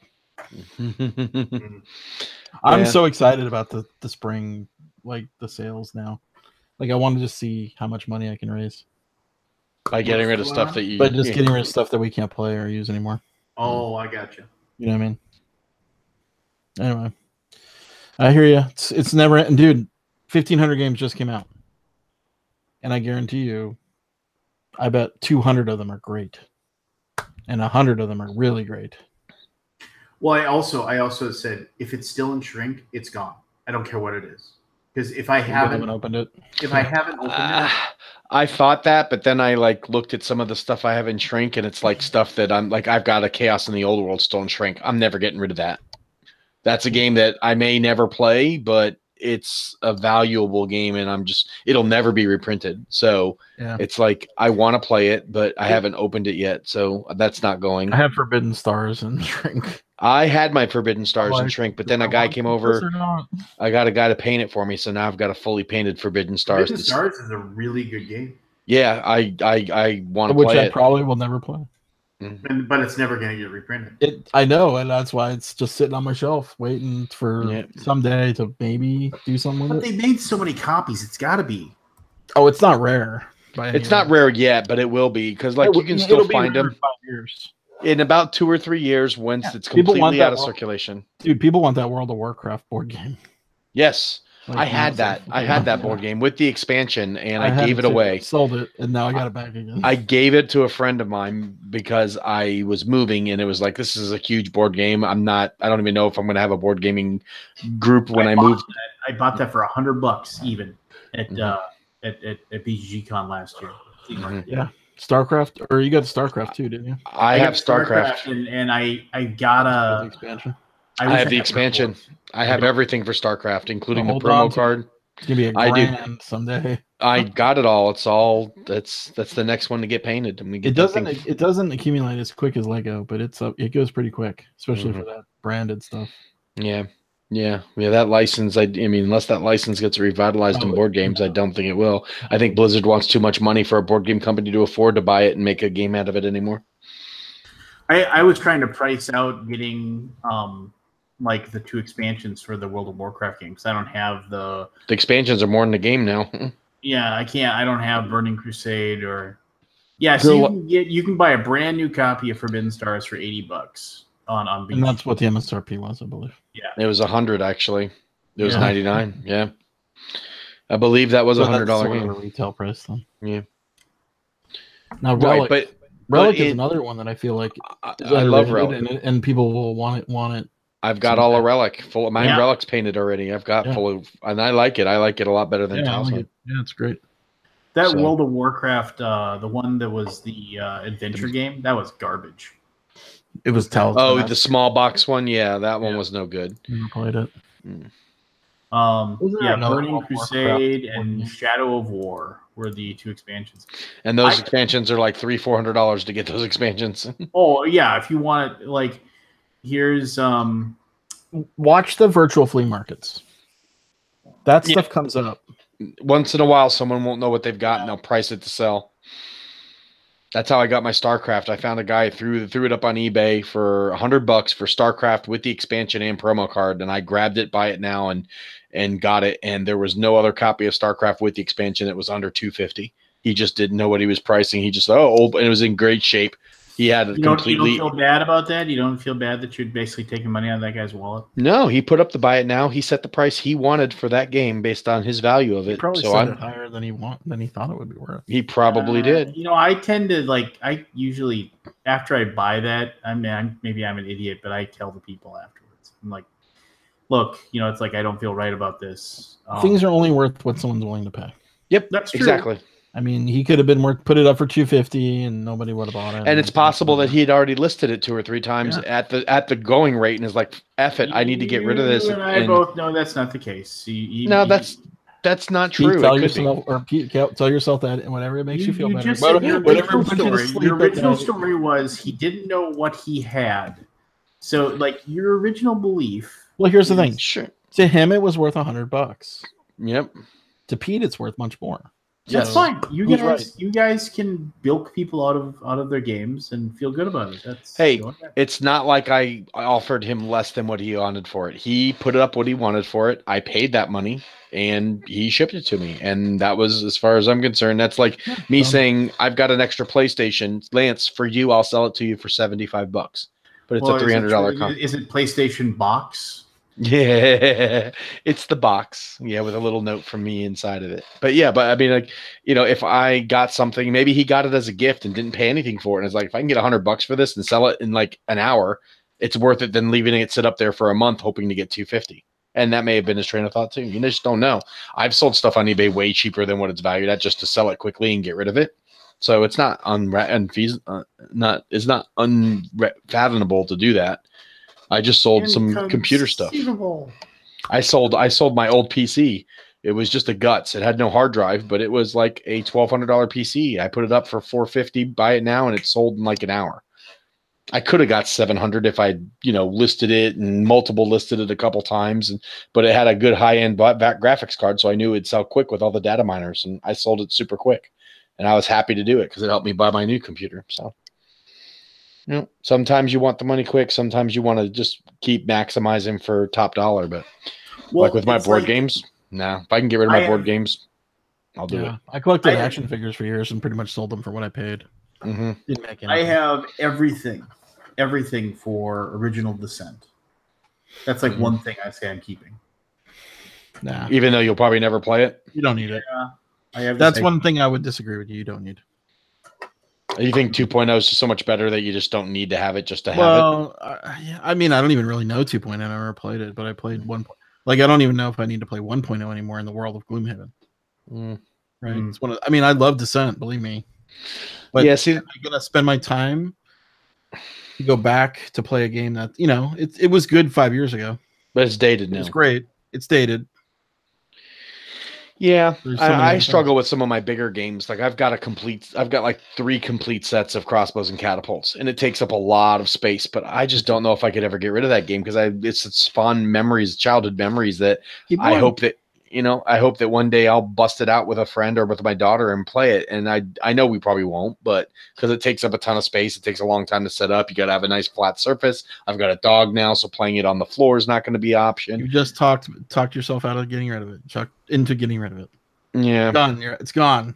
Look at all that space you're going to save. I know how big those are. They're huge. Oh, it's huge. I've got 3 sets of it. I love the game. 3 sets of that.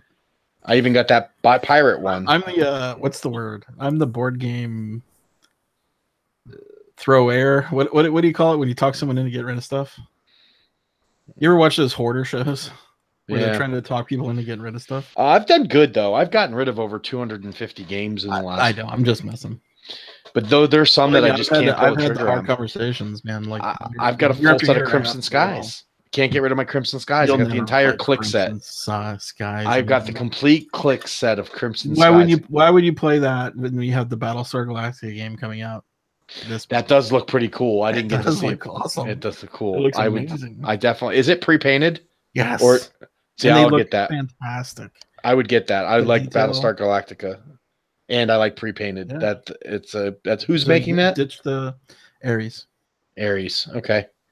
I will definitely get in on that. It's coming out next year. I don't even think you need very much. Yeah, soon. It looked like it was done. Yeah, see, that's a game I probably would grab. I mean, rid of the old stuff. Yeah, make room.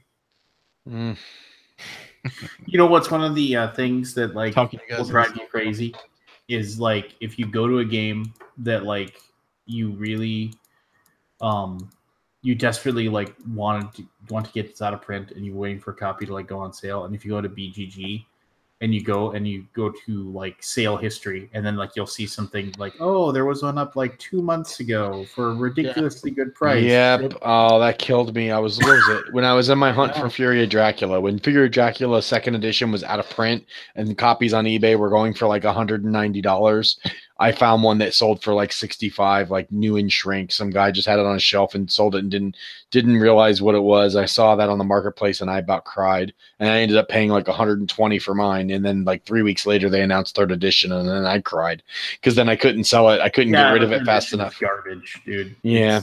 Yeah, I think second edition is still the better edition. I'm glad I still have mine. Man, I've been watching Street Masters for the past month, and there are barely any copies for sale. There was one I missed. They don't do retail, so if you don't get it, if you don't get it on their Kickstarter or get it on the second Kickstarter, how did I miss this?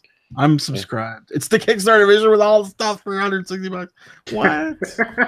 Are you gonna back? You're gonna back the second one and get all the old stuff. You already backed it. I want, but I kind of wanted to get a copy for BGG. I want to, but then I've got Street Fighter. I actually backed the Street Fighter game. It's fully pre-painted miniatures coming out next year. It's like I hear this game is very similar. It's like, do I want to have two? I mean, it looks cool. The Street Masters does seem neat, but I mean, it's just like. It's another huge game that is going to just sit in my closet. Yeah, and that's the problem. It's just like basically, you were going to play. You know, I don't know.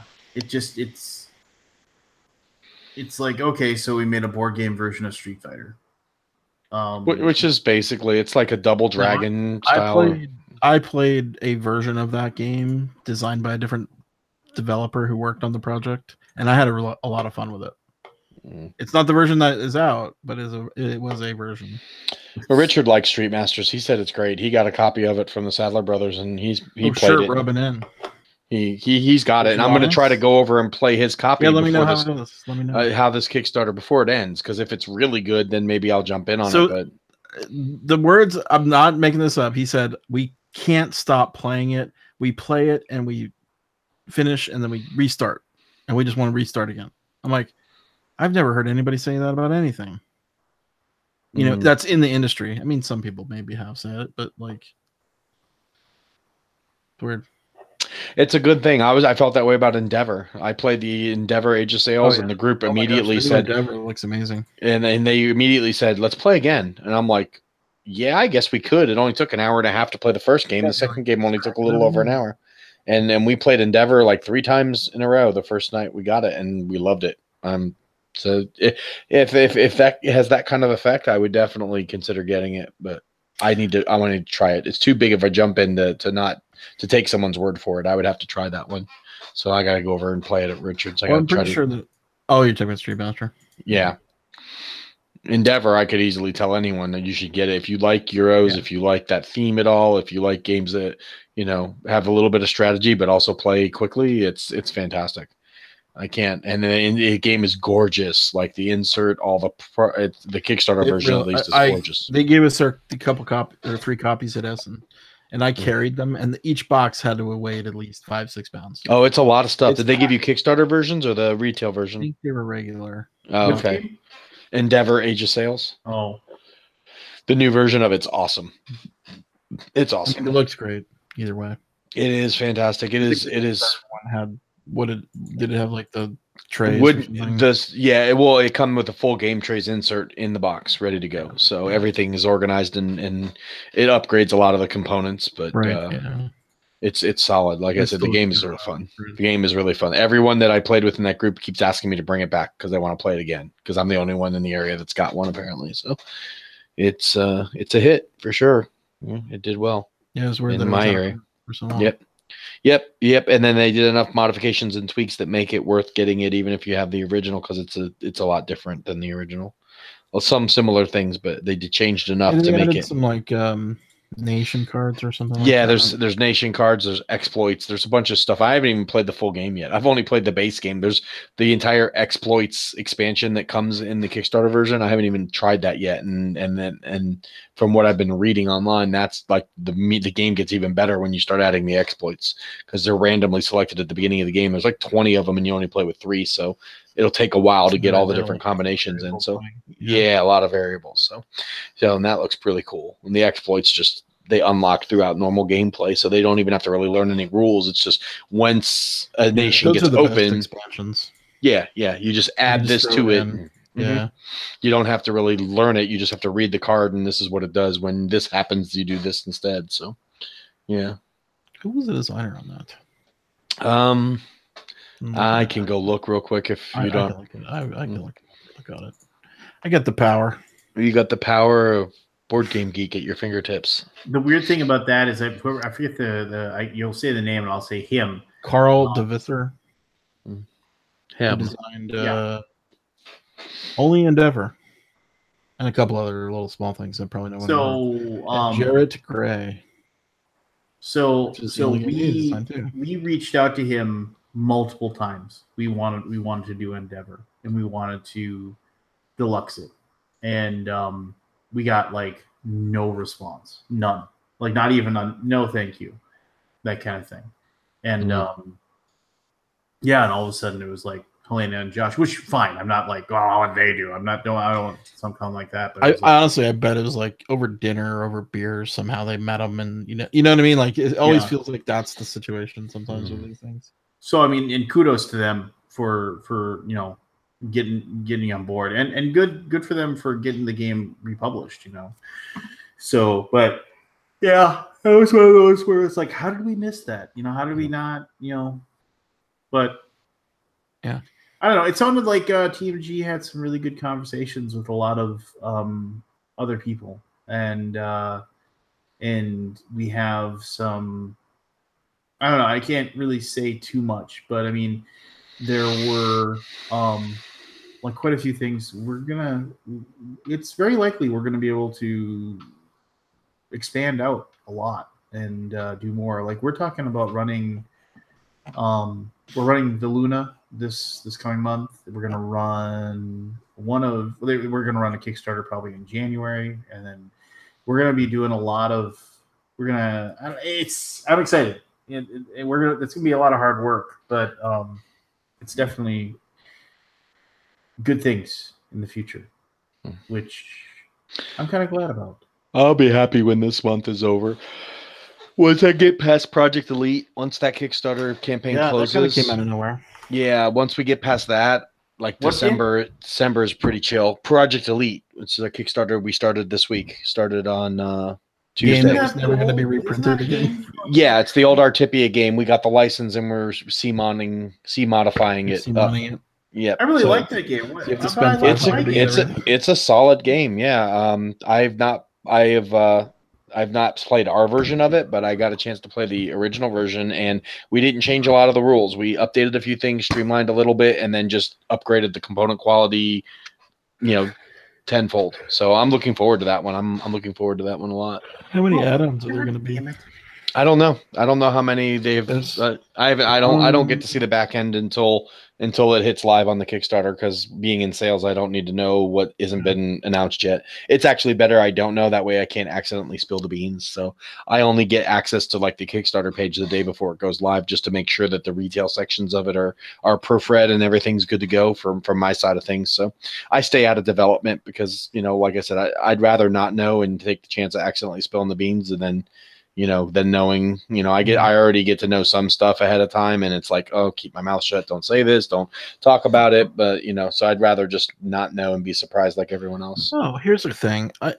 I was looking at Cool Stuff Inc.'s page today, and I saw Arcadia Quest Riders. Yep. Has that been fulfilled yet? I don't think so. Yeah. I didn't get it yet. Oh, it has. Well, there was 2 fulfillments. The first wave was the first wave 2. Yeah, your wave 2 comes out this month. Actually, end of November should be filled. But yeah, there was a limited amount that came out like within a month or 2 after the Kickstarter closed, because we'd already produced them, and then the rest were all coming out at the end of the year, which is this month or beginning of next month. So. Okay. Yep. I need to get Arkham Horror 3rd edition too. I don't know. Yeah, well, I don't know. Richard obviously has a copy of it because he went to Arkham Knights to run stuff for Fantasy Flight, and he got a copy from them. I don't know if it's in retail yet, but he had it. It just hit retail. Just hit retail. But he's had it for a little while now because he did a lot of work on it, or not a ton of work, but he did a lot of he went over the game and gave him suggestions on stuff. Yeah. I'm betting it'll be garbage.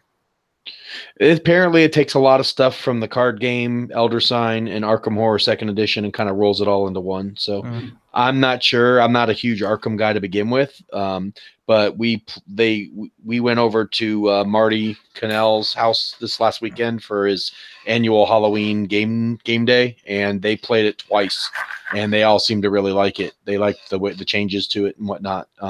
I didn't play it. I was running other games while they were running Arkham Horror, but they ran it back to back. Each game took about 2.5 hours, and they really liked it. So I'll try to keep an open mind, but I have this feeling they shit on my baby. Well, the good thing is you've still got second edition, so you don't have to get. But I would definitely try before you go all in on it. It's definitely changed enough that it's not going to feel the same. But from what they said, they thought some of the changes were very smart. I couldn't tell you because I've not really played Arkham's in like 10 years. So yeah, I don't know. They probably took a shit at my baby. Well, they very well could have. Hopefully they didn't, or hopefully you like some of the stuff. Yeah. But yeah, I don't know. Like I say, I'm not a big Arkham guy. It's almost midnight, and it's almost 1 o'clock for you. And you said you're going to go to bed like in 10 minutes, way back in the day. No, that was Keith that said he was going to bed. I was going to go right behind him, but then we got talking about something that I was lost track of time. But you're right. I should have went to bed 30 minutes ago because I got to be up at 7. Big man, Scooter. I get in Tuesday morning. Do you need any help with anything? At the thing? You're going to be there Tuesday morning? Yeah. Oh, just hang around and offer. I'll be in like Tuesday midday. I'm sure there's plenty of tepid lemonade to pour. Yes, yes, you can help make the lemonade. You got lemons to squeeze. I'm gonna miss you guys. BGG is the one show I don't go to that I really wish I could. Next year, I got to try to see if I can fit it into my schedule or convince the wife to let me splurge to just go. You will never see the inside of the glass cock. I know. The glass cock will be half empty. Well, you could go to spring. Oh, that's true. When spring is and when? Is that April or March? May. May. End of May. Probably works for like nobody. I think we always talk about this and no one can. Well, the CMON Expo's in May. I have to see how close it is to that because being gone 8 days for that usually means I don't go anywhere else for a week or two before that. Close, but not the same. So I'm thinking straight edge screwdriver. Probably at least like an 8 or 10 inch, but I mean the longer, more of a leverage thing. I think you guys need to get that sign. It needs to come to the new BGG. You cannot have a. You cannot not have a black. You need to make a plaque, Aldi, the official Glasscock room, and put it on like Velcro sticky, so you can just change a new room. Give me. You have to. You have to. You cannot have BGG come without the Glasscock room. I will know who did it. No, because I won't. I will make sure I am with you the entire time. And I'm not. It better not happen in my presence. I'll make sure that I am with you the entire time that it's being taken, so that you cannot blame me. No, you need to make a sign for BGG, the new location. I talked to them, and they said they would make me signs, but they probably forgot. Talk to me. The new hotel? No, the hotel, because they're remodeling their wings. So you asked them specifically for a Glasscock room? Please make me 5 or 6 Glasscocks signs. Mm-hmm. Oh, I'm so glad. I'm gonna button bar that. That's gonna be one of those button bar that. Hit it, and it'll just say, "Grab that quote." Quote. Please make me 5 or 6 Glasscocks signs. Cut. Nope, we're gonna cut the signs part out. Please make me 5 or 6. There's a meme in there somewhere. Yeah. He's gotta have his hands like this, 5 or 6. Oh man. Yeah, I wish you could compete. I do too. I enjoy. The thing that sucks is all the shows we go to together. You're always working hard. We're working hard. I know we don't really get much on this. Gen Con was like the first time I took a night to just go chill in the hot games room, and it was great. Like we didn't get to play a game, but I got to hang out with the rest of the guys. That's what I like about BGG Con is that there's actually time to do stuff, which I normally don't get to. I don't know. Like I said, maybe next year. I'm really hoping to come back. That's the one show that got taken off my schedule that when I took the new job that I was kind of disappointed about. Are you going to PAX? No, I don't do that either. Gen Con is the only non-trade show I go to. That's your last show of the year? No, I do the Alliance Open House, which is in September. That's my last show of the year. So I hit. Nice. I start my travel schedule in February with Toy Fair. To this day, I mean, the Alliance. That's the last one I was at. Mm-hmm. I mean, just seeing Forrest with his eyes as big as like dinner plates, and he was like a kid in a candy store, man. He had no idea what to expect. He got free beer and free food. He just he couldn't. It was just like he couldn't comprehend what was going on. You could tell he's never been to one of these type of shows, and these type of shows in quotes is the schmoozing, and they really cater to the people there. Yeah. The distributor is there to make the publishers and the retailers happy. So there's lots of free drinks, there's open bars, there's free buffets, there's free foods, there's a lot of free giveaways and product. I mean, he just had no idea. Like he was just a kid in a candy store the whole time. It was kind of cool to see, actually. So I'm glad that you brought him. 4 of those plates of free tacos. Yeah, he did. He's like a chipmunk. Was he storing it like in his pocket? Oh yeah, and he did a hit to that platter we bought at Smoky Bones too. He was that was a lot of fun. Like I said, it was a lot of fun. If anything, the highlight was certainly watching Forrest. It was almost like seeing your kid and their first like Christmas where they're old enough to enjoy it. Like just every time he was like just making connections and talking with publishers. There's enough time that he actually got to spend without having to run from booth to booth in 3-minute increments. It was he was having fun. I don't think. Go ahead. I was gonna say I don't think you'll have to twist his arm to have him come back and do any shows with you next year. So like the first night of the like publisher speed dating or whatever, where you basically set up the booth and then they set up your table and people come over and ask about the game and you run them through a round or two of the game and whatever. Look, he was sitting there and he's like, hey, it's a bar. And I was like, yeah. And I was like, do you want something? And he's like, yeah, sure. And it's like, what do you want? And he just told me. So I went over and I got us both a drink. And he was just like, and then like I was still demoing my game and he was done. And I was like, Forrest, go get us a couple more beers. And he was just like, oh, yeah, okay. Yeah, I'll get this one. And I was just like, okay. And then he came back and he was just like, they didn't charge me anything.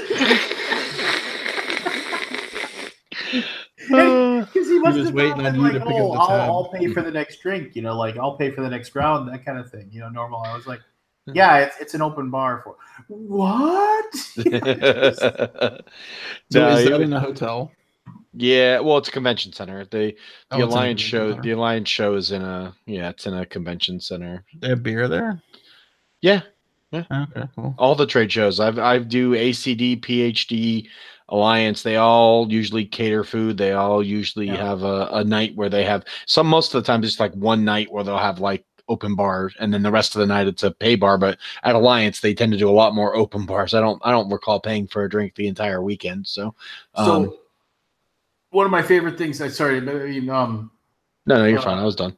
Daniel, Daniel, the president of TMG, he's Mormon, just like Michael. Mm-hmm. So he doesn't drink, but he doesn't like look down on people that drink. He just doesn't. And so he was at the GTS open house. They also had like open bar kind of situation where you just have your drinks, right? And he said that the open night of like you set up your table, people come over and play.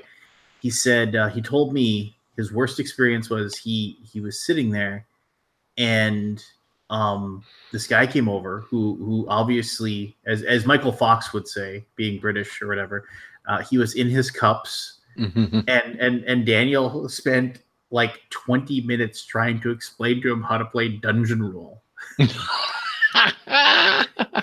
And the guy was just not tanked. He's just tanked. I said, and Daniel said, I was patient with him. I helped him. After we got done with 20 minutes of me explaining, he was like, so what do the dice do? And then he said at that point when he got up and left, he was like, I packed up all my stuff and I left. He was like, I'm not going to do this anymore. Yeah, you definitely have to learn. Daniel never gets upset. You definitely have to learn how to handle your beer goggles, because there's a lot of people that are just sloshed. By like the second hour of demo night, you're running into tipsy people, and by the third hour, they're drunk, and then they're drunk for the last hour and a half of the show of that night, because people are just they're hitting it hard. And good for them. Yeah, they paid their fee. You know, that's they're right. there. Nope, They're absolutely. They're there to have a good time too. They're there to get the information and stuff. And if they want to cut loose, albeit that's exactly what they're there for. So, yep. And I am staggered by these Kickstarters still going right now. One after the other. Just this month. It's been a crazy month.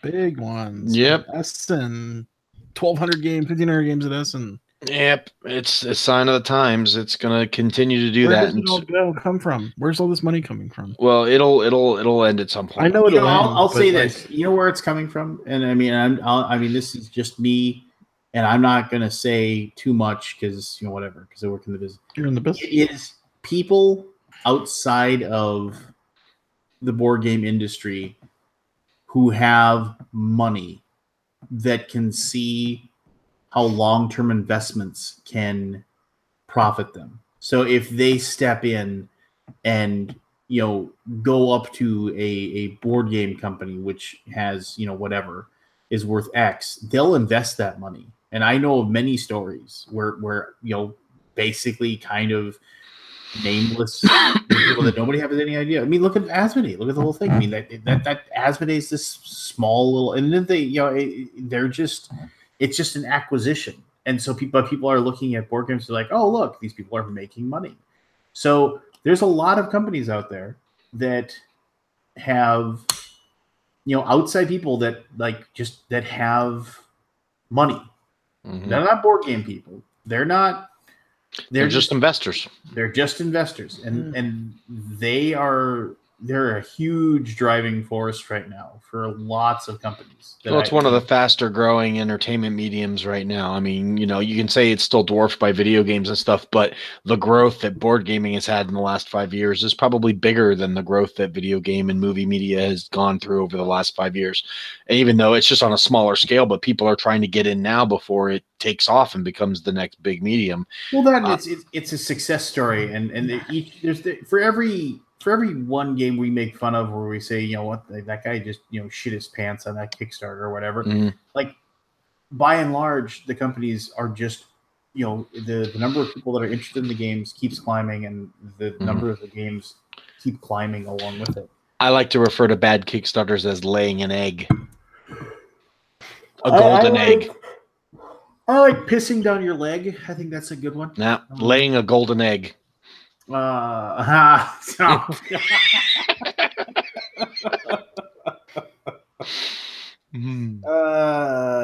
guys heard of this game called The Edge? Dawnfall? I've heard of it, but I don't know anything about it. $821,000 raised. There are so many games out there that are just like, look at all these miniatures. Well, that's the thing. You can get lost in a sea of miniatures now, and I mean, I'm being more careful because I'm finally got my collection after the last 6 months of purging. I've finally got it to a point where I see space in some shelves where I have room for new stuff. The last thing I want to do is pick up a game that's like 3 Kallax shelves, 3 cubes deep. That's going to take up a lot of space. So, like I already got to make room for Batman and Street Fighter, which I'm going to have to clear off probably another dozen games. Oh my God, I totally forgot about Batman. Yeah, Batman's coming out in like March. So it's only like 5 months away. So I've got to make room for all that. So I'll say this, that Claustrophobia, the new one, that game is legit. I mean, and the oh my gosh. That is a great game. Is it pre-painted? I think there may be a level where it's pre-painted. It's such a weird idea, though, to just already make the game 10,000 copies and then put it on Kickstarter to sell it. Well, they're just using the platform. I mean, the platform. I mean, granted, it was initially designed to get. If they use Kickstarter, they would be able to sell 10,000 copies. They're basically saying they can't. Well, they could, but they wouldn't make the profit because they'd have to deal with distribution. Whereas now they're getting all of the profit. So yeah, they could do it. Say if they just set up a pre-order or a buy system where you could just buy the game. I don't know if that would work. I think the fact that they're putting on Kickstarter is basically. I think they have to yeah, it may be ready to ship soon, but it can't be completely done because I think Kickstarter's whole thing is it's about getting projects created. So if the project's already done and they're just selling it on Kickstarter, I think that would break the terms. They're saying it's 8-week delivery or something like that. 8 weeks, yeah, which means it's still in manufacturing and they need to pay those final costs of manufacturing to make it. What if they don't raise the money? I'm playing devil's advocate. Right, but yeah, no, I think if a project actually was like it's done, we're just taking orders, I think that's when Kickstarter would probably have to, it wouldn't qualify for Kickstarter. But if it's still in the phases of manufacturing, then they can say we need this funding to pay off the last of our bill to the manufacturer, then I think that's still. Do you think Kickstarter checks that kind of stuff? I don't think they do. I think they have to a certain degree, just or else they get a shit ton of flack from a lot of other people, but I don't think it's very, like, I don't think it's like, they're not going to turn away money. So, I mean, they probably just, I don't know what the actual rules are for it. I mean, we generally don't like, we kickstart games and most of the time they're a year out. Arcadia Quest Riders was the fastest one we ever did it, but that was even still 3 months out for wave 1 and 6 months out for wave 2. So we've never done one where like a few weeks after the Kickstarter closed, we're shipping your stuff. That's really a pre-order system at that point, because the game's already paid for at that point, because it means it's already on the boats. It's in order to ship it out weeks after means it's already on the boats, because it takes six weeks for it to go from China to the US anyway, unless they're printing it in the US. So that means that game's already done. So I don't know. Yeah, it's interesting. Yeah, it is. But like, again, I think you're going to see an evolution in Kickstarter and Indiegogo. Everything's going to change and adapt. I mean, Kickstarter really hasn't changed much over the last 5 or 6 years, but I'm sure it's going to come through some evolution at some point. More people are going to want to use it that are going to want to use it for different things than what it's being used for now. And eventually it'll evolve because they want to make money. So I'm sure we'll see an evolution in the way it's run. I'm sure a lot of companies have already changed their business models. There's Monolith, who doesn't even do retail anymore. Everything's Kickstarter exclusive with them now. They don't believe in distribution anymore because they like cutting out the middleman. You're going to see companies try that. More companies try that. Some of them already have. There's plenty of games. Street Masters, the Thaler Brothers, the company they created for that game, it's not going to distribution. It's Kickstarter only. I think this year there were more games that were Kickstarter only, like Street Fighter game from Jasco, Kickstarter only. They're not putting it in retail. So the big games with all those miniatures, unless you've got the bandwidth to handle it, you can't make money at wholesale pricing. You have to sell it direct. So we're fortunate that we've got the bandwidth now to be able to pump out games with that kind of miniature count and still make money in distribution, but not every company can do that. So I think you're going to see more and more Kickstarter exclusive companies, and then to balance that out, you're going to have more companies that don't touch the platform.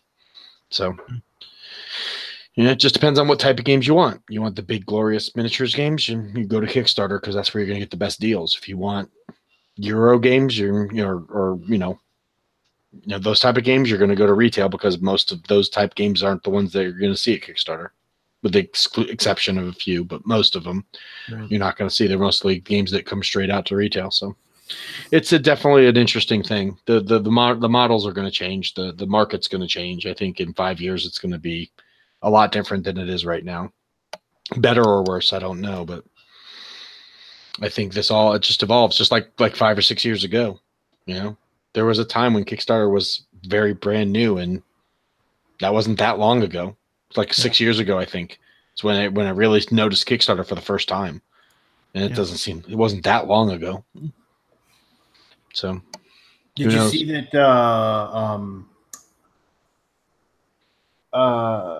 Mercury Games is going to reprint Big City? Never heard of it. Mercury? Yeah. Big City was it was a neat game. It was kind of like it's like a SimCity board game where you like try to build stuff next to each other to get points. I mean, I feel like Micropolis did it. Was it Micropolis? Sort of similar gameplay. Yeah, it's an outdated game. I'll say that. Whereas it needs to be updated a little bit. Yeah, the designer, who isn't alive anymore, was the same guy who did Container. Yeah. And Container is just a flat out good game. Quadropolis is what I'm trying to think. Quadropolis. Yeah, I've heard of that one. That was Days of Wonder, right? That was a good game. Days of Wonder, and it's great. It's a very nice city building game. Super quick. Yep, I remember enjoying that game. It didn't do it. I don't think it did very well. It did not. Sold and then went away. Well, you know how Days of Wonder is. They push the games for that year. It has to be a mega hit. It has to be a mega hit for it to stick around. everything sells and then goes away. It's just everything does. These days, yeah, your window is very short. Like the days of games like Ticket to Ride are over. Nothing is going to sell like that 4 to ever 6 again. months? Not even. In the first 3 months, you're going to make 80% of your sales, and if the game is good.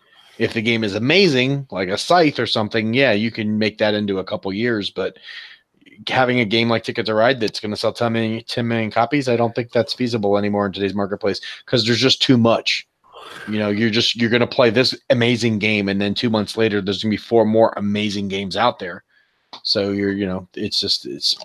it's a weird market, and it's like I would not want to be having to survive on design dollars because none of the games that I think I would ever be able to make would never have a long enough tail to make any real money. You're going to get a couple $1,000s, maybe a couple thousand in royalties in the first year or two, and then that's it. It's gone. You're not going to see a dime after that.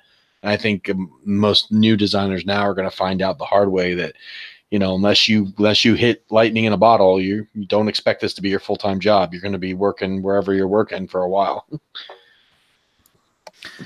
What was that one Kickstarter where they were delaying it because they had to go find a studio?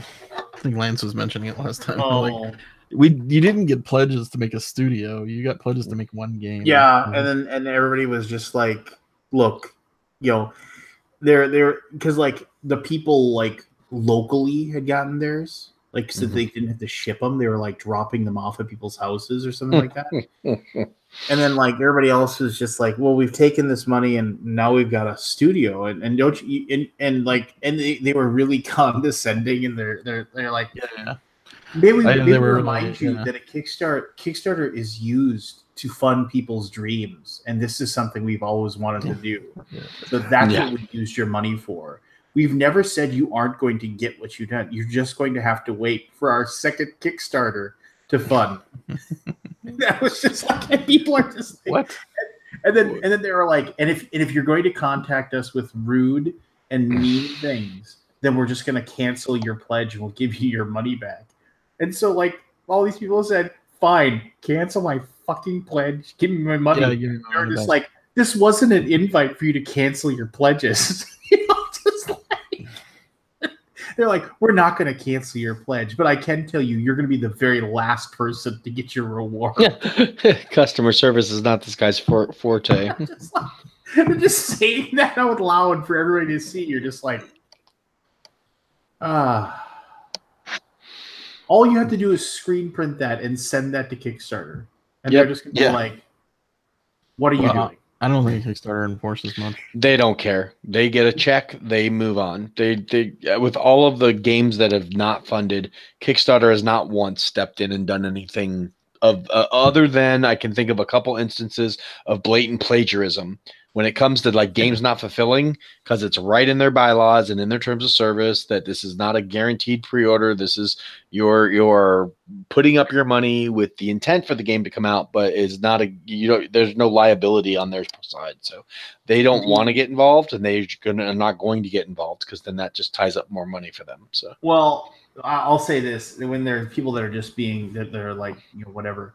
We had people like, I forget what Kickstarter was. We had a Kickstarter that were like saying we're trying to use like the forums to like basically say, let's band together and boycott this. And so they'll make a better game and make a better Kickstarter, just like it was for our game Downfall. And we reported them to Kickstarter and they got banned. That account got shut down and banned. Now there's nothing stopping it. I don't think they have a problem banning individual users, but as far as like pushing companies to fulfill their projects, they don't care. Once they get that money, if you come in and say, like this person said, I can't believe that. I mean, I don't know what's going to happen, but if you come in and just say you're going to be the last person to get your reward, I don't think they care. I honestly don't think they care because they have no control over their fulfillment. That's all separately done. They don't have any say over fulfillment. All they have to say is in collecting the initial pledges and making sure that the company is verified to sell on Kickstarter. Outside of that, they don't care. They don't care. If they cared, then they would have gone after all these Kickstarters, these huge Kickstarters that never fulfilled. They'd go after the what's the big one, the Upfront or whatever, or What's the big war game that never That was Upfront. They would have went after those guys. They'd have gone after the guys that did the company that was asking to sell shares of their company because they couldn't make the game because they mismanaged the money. Yeah, they would have went after those guys. You got the Super Monster Rampage guy never fulfilled. They had to get bought out by another company to fulfill. You got Geg who didn't fulfill on one Kickstarter and was running another one. If they really had cared about whether these fulfilled, they'd have policies in place to check those. They don't, because they don't. Geg would have never been able to get that second Kickstarter out when Airlines hadn't fulfilled and was 2 years late. They would have never let them even run another Kickstarter if they cared about fulfillment. They don't care about fulfillment. It's all in their bylaws. This is a risk. You put the money up. There's no guarantee that they will fulfill with the product. You are taking that risk by pledging to this project. And right there, they cross their T, dot their I, and they close the book. They collect their 10% or whatever it is, and they move on to the next project. I truly believe they could care less. I truly believe they could care less if the project ever gets fulfilled, because they've gotten their money, and they will only respond to things that break their terms of service, which maybe somebody on the forums trying to derail a campaign. Sure, they don't want that because they want more people putting campaigns up. And if that happens more often, people will switch to Indiegogo. So they'll ban accounts, but losing that one account isn't hurting their pocketbook versus losing a project creator, making them tens of thousands of dollars on another project. So it's just the way their business model is. And there's nothing wrong with it, because when you fully take on that risk. You're agreeing to it. I'm not mad at Kickstarter because Golden Egg didn't fulfill Airlines. I'm mad at Golden Egg. I'm sure I wish Kickstarter had something they could do to get my money back, but that's my risk for pledging to a company that I didn't do my due diligence on. So that's on me. And that's why I won't pledge on anything else of theirs until I get my game from them. And if I never do, then that's a hard lesson learned. But thankfully, it was only like a $70 lesson learned. There's people that did that upfront campaign that spent $200-300. Your game table thing that you ordered from the guy that's hand making them, you spent hundreds of dollars on that. Oh, yeah. He could never fulfill that, and there's not a thing you can do about it. Yep. It's the risks and rewards with Kickstarter. You live and die by the sword. That's why I only back stuff now from companies I know will fulfill. I didn't hesitate putting $300 into Batman because I know Monolith's going to fulfill. I would back Simon Games even if I didn't work for them, because they're a big enough company. I know they're going to fulfill. It would kill them to not fulfill because they'd lose too much fan base. Same thing with like Tasty Minstrel. You guys have never not fulfilled. I'm not worried. It may be a little late, but it's going to fulfill. There's companies you can trust, and then there's companies you can't. If you don't know who the company is or never heard of them, then it's a risk. You're rolling dice. You're rolling dice at that point. But that's gambling. But just so you know, on the upfront, people are still posting. I believe it. Punching brick walls. Rick Falch, the person who created it, who I actually have had, not recently, like way back in the day, I had several really nice phone conversations with him when we talked about games that he was publishing. But he just like, and everybody now is just copy and pasting this. I invoke my rights under Kickstarter's terms of use. Project creators are required to fulfill all rewards of their successful fundraising campaigns or refund any backer whose reward they do not or cannot fulfill. And they're just saying, I demand a full refund for my pledge amount. And they're all just basically, I'm Spartacusing it. And he hasn't logged in since 2015. Yep. So he never will.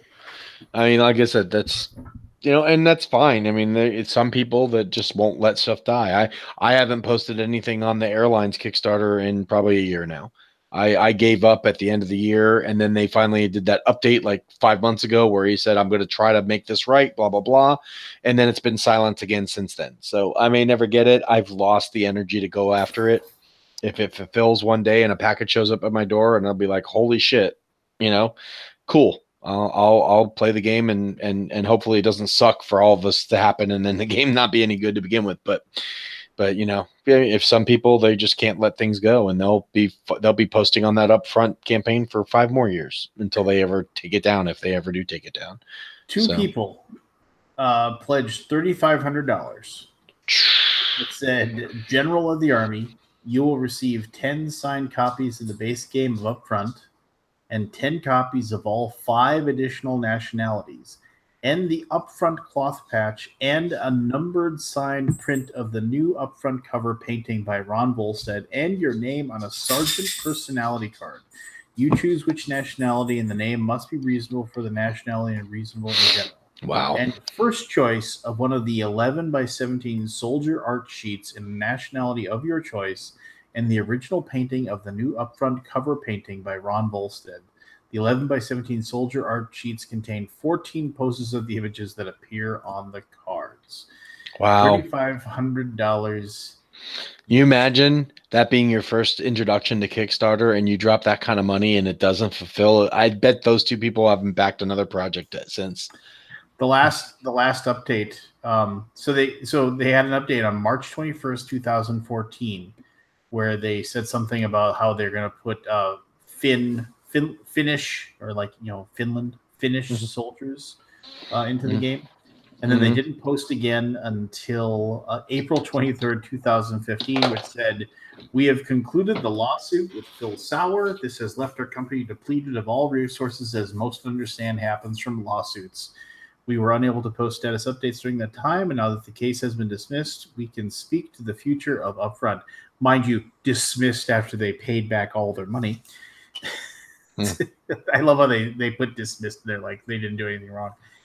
We are trying to find some help from other publishers to complete this project and move forward. There is interest, and we are working to sort out the details, but nothing has been agreed to.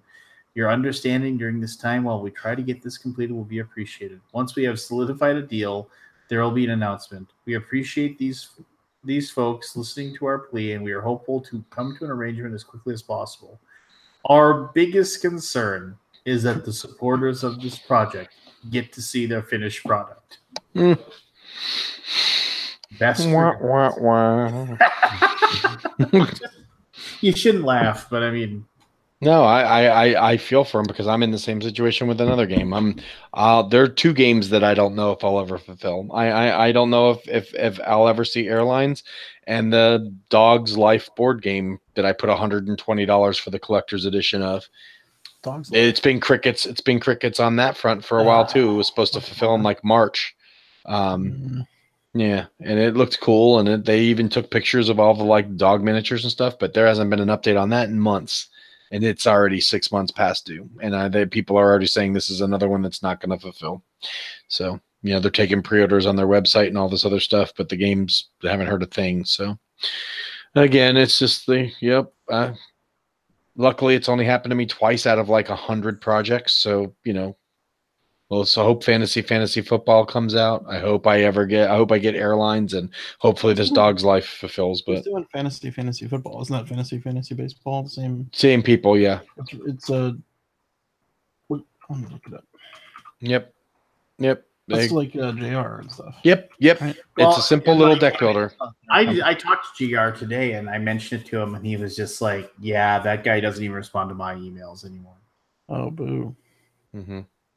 He's like, the guy, he asked him for some, like, Canadian company. He said like 4 months ago, he asked JR for some rule rewrites. And so JR rewrote some of the stuff and then sent it back to him. And then I backed it for $25. Yep, me hasn't too. heard anything since. He is just, he is a, oh, well, he's a ghost. Is that a write-off? Probably. I mean, I don't know. I don't understand like why they've not posted why it's not coming out. All the posts have been like it's coming soon. Like the June update said something about it shipping soon and all that. And yeah, I'm not sure I believe it. Yeah, it's like, why are you lying then? If you haven't talked to the guy in months, then obviously it's not shipping in June. So why are you?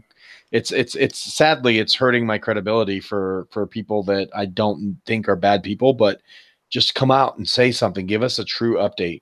Is the game dead? Did the guy run off with the money? What's going on? But not much money. It's only like 7,000. Yeah. Well, and that's that's how scary that is, because that means that that money is gone. Mm-hmm. That money's been spent. There's no way to make a game like that and only having $7,000 to do it. You gotta know that that's already spent. So it's like, yeah, it's a simple deck builder. This game should have taken 6 months to make. Yeah. So, well, it's also a formula. Yeah. Because they did fantasy baseball, and that came Yeah, out. so they got all the, they know what had to be done, and it just, I don't know. It's sadly though, the people associated with the project are going to get a negative hit on that, even if it wasn't their fault. But they haven't been transparent, and that's the problem. Just be transparent. You know, if Geg had just come right out and said things got effed up and the game's not going to be out for a while, and this is why, and you know, blah blah blah, they would have saved all of that backlash that he got over the last 2 years. Going silent is the absolute worst thing you can do, and they haven't said anything since June. So the only thing I can think of that a reason why he would be silent would be some kind of NDA or lawsuit. But even then, there should be an update saying, "Look, things are happening that we're not allowed to talk about." You can still say that. Yeah. Going complete silent does nothing but lets the fearmongers start drumming up hate speech, and it just makes the mob get bigger and angrier, and to the point where no matter what you do now, they're not going to be satisfied. So, you know, any update's better than no update, even if it's an update saying, guys, the game is indefinitely on hold as we work out some things in the backlog that we're not allowed to talk about, but as soon as we are able to talk to you, we'll let you know what's going on. At least that shuts people up. Like, okay, we know there's a problem. I can forget about this for a while, and hopefully in 3 or 4 or 6 months, I'll be like, hey, guys, it's back in production, and we're going to roll. It'll be done in 2 months. Or it's been canceled, and we're sorry, we're not going to be able to fulfill it. You know, that's one of these ones that's just like mind-boggling, because it's a simple deck building game. It's not like there's miniatures to produce. It's not like there's all this production quality. It's like a, you know, it's like a cryptozoic deck builder. There's not much in it. There's a few tokens, there's a few pieces, a bunch of cards. It's all artwork and layout. So what's the deal? What's which to me it's like, oh, he had $7,000 and he had like an family emergency or something, and he was like, well, I'll use it for this. 7,000. Yeah, I don't know. I'll use it for this to fix my car. Like my dad, he was my dad and his wife were driving. They left town yesterday morning to head to their condo in Arizona, you know, and they come back for Christmas. And he got 4 hours out of town, and deer jumped out in front of them, and he did $6,000 of the damage to his car, and now he's back in town for a while. While he waits for his car to get fixed. Remember that video where they confronted the guy in his car, like a news? They do that all the time. I've seen a couple of them. One of those ones. It was a Kickstarter guy. Oh. I've never seen one real crackdown on Kickstarter. Like people. I've considered, you know, traveling up to see if my lazy gamer. See if you get your lazy gamer. Has he posted an update? No, he promised he'd post an update every month, and then he did it for like 3 months, and then come June, he just basically said that he had an elderly parent had to come and live with him and his wife, and June 1st, 2018. Yep. Yeah, and then he said, it's amazing how many people. Some people just have these bad luck lives. Well, it's called lies. You know I mean, it's not lies, but I don't know. I mean, I can see.